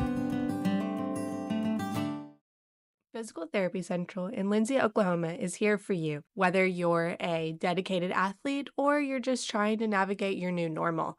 Our team is dedicated to providing quality service to make your experience as easy as possible. We're wishing our Leopards and Leopardettes a healthy, happy, successful basketball season. At Rural Electric Cooperative, we're committed to providing electric power and opportunity to the many areas our members call home. That includes supporting youth programs that teach life skills and build character. With REC, you're more than a customer, you're a member owner. And that's why we're always working hard to provide you with the most dependable electric power possible. As a Touchstone Energy Cooperative, REC is dedicated to providing the best service possible and supporting the communities in our service area. Let's wrap it up for a Friday night in Lindsay. The Leopardettes and Leopards both come away with victories tonight. The Leopards with a 64-39 win over Pauls Valley. The officially unofficial stats to wrap this one up for Pauls Valley, two players had double figures. Jorge Fabella and Carter Hicks end up with 11 apiece. Then 6 apiece from Maddox Prince and from Tanner Perry, who had 2 threes in the ball game. And then 2 apiece from Brody Brown and Braxton Brumley, my apologies, and then a free throw from Cash Pickett rounds out the scoring for Pauls Valley, and I had Pauls Valley 2 of 5 from the free throw line. For the Leopards, they had 3 different players in double figures, but the night belonged to Bryce Cater. 24 points tonight, 6 threes in the ball game from Bryce Cater. Creed Taylor, 14 tonight. He had 4 threes. Once again, he had 4 at least in a ball game. 13 from Isaac Cameron, who had 8 in the first half. He had 5 in the second half, but he went 7 of 8 from the free throw line tonight. Big shooting night for him from the charity stripe. Then we go to 4 points from Armando Hernandez, a 3-point basket from Hunter Russell, and then 2 points from Abel Williams, 2 points from Gus Torres, and a free throw from Zach Howie, a free throw from Crew Flood. That rounds out the scoring for the Leopards. I had the Leopards 9 of 12 from the free throw line. And I know somehow that doesn't sound right. That is right. How about that? That is right. 27-19, the Leopards out-rebound Pauls Valley by 8. And then 16 turnovers on the night from Pauls Valley, but the Leopards end up with 21 turnovers tonight, and they're going to have to work on that for sure, especially when you talk about taking on the Purcell Dragons coming up next week. But, again, it adds up to a 64-39 win for the Leopards. Let's go talk to Glenn and see what the shooting numbers look like. Yeah, crazy night. The Pauls Valley ends up taking 63 shots. We'll start off 63 shots from the field. Lindsay only had 39. Wow. They took 24 more shots from the field, but we end up making 5 more shots from the field than they did. So they took twice as many, but we hit more. Yeah, they shot terrible. They were 14 for 43 for 33% from two-point range, 3 for 20 from three-point range for 15%, and that's a total of 17 for 63 from the field for 27%. Lindsay had a great night, and I mean great night shooting, probably their best night of the year. They were 11 for 20 from two-point range for 55%, 11 for 19 from three-point range for 58%. That's a total of 22 for 39 for 56%. So great night shooting for the Leopards.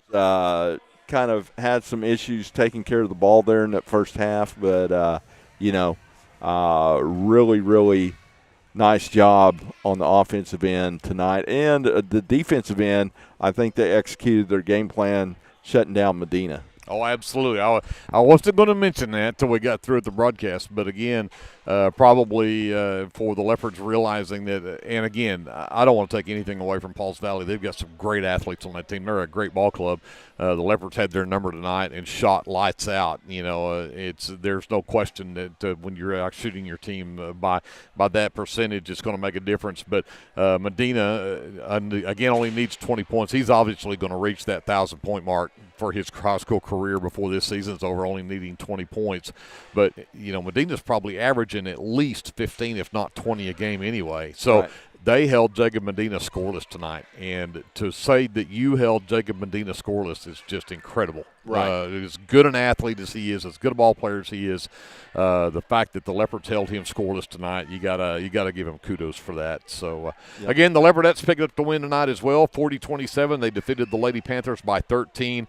And pretty simple scoring for the Leopards. Cannon Russell had 17, had 3 threes tonight. Maddie McGowan had 16 on the night with a 3-point basket. And then Leslie Wilmot with 5 and Gentry Wilmot with 2. That was all the scoring for the Leopardettes, but it was enough to pull off a 13-point win against the Lady Panthers. Yeah. And so they picked up a win as well. Cannon Russell ends up with the homecoming queen crown, and Creed Taylor, the king that got to put the crown on her. So congratulations to them. And, again, I want to say a congratulations to Tessa Inman and Congressman Tom Cole giving her the appointment, the nominations for the Air Force Academy and for West Point. So congratulations to Tessa Inman. That is incredible. So, absolutely. With that, thank you for being with us tonight for this broadcast of Lindsay Leopard and Leopardette basketball. Good job. Hey, thank you. You bet. I appreciate that. Good job to you, Glenn. You too. And we'll thank JD as well for running our live stream for us, to Andrew ESPN2 Lions for running the camera. Did a great job. Kevin Scruggs, and, of course, Colton Harrell back down at our studios in downtown Lindsay, America. With that, we're going to say goodnight. We will see you again on Tuesday night down in Purcell. Don't forget, the Leopards and Leopardettes will both be playing over at Ampo. Girls at 4, boys at 5:20 in the Grady County Tournament on Monday night.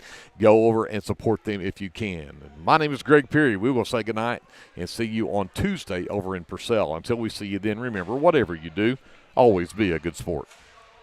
American Exchange Bank, right here in Lindsay, is a locally owned and operated community bank that believes in just that, you, a community of fellow Leopards. We love our customers. We feel very grateful for each one. So if you are looking for a safe place to put your money, need help achieving that next dream project, or are simply looking for a different banking experience, give us a call at 405-756-3101. We look forward to serving you each day. Member FDIC, an equal housing lender.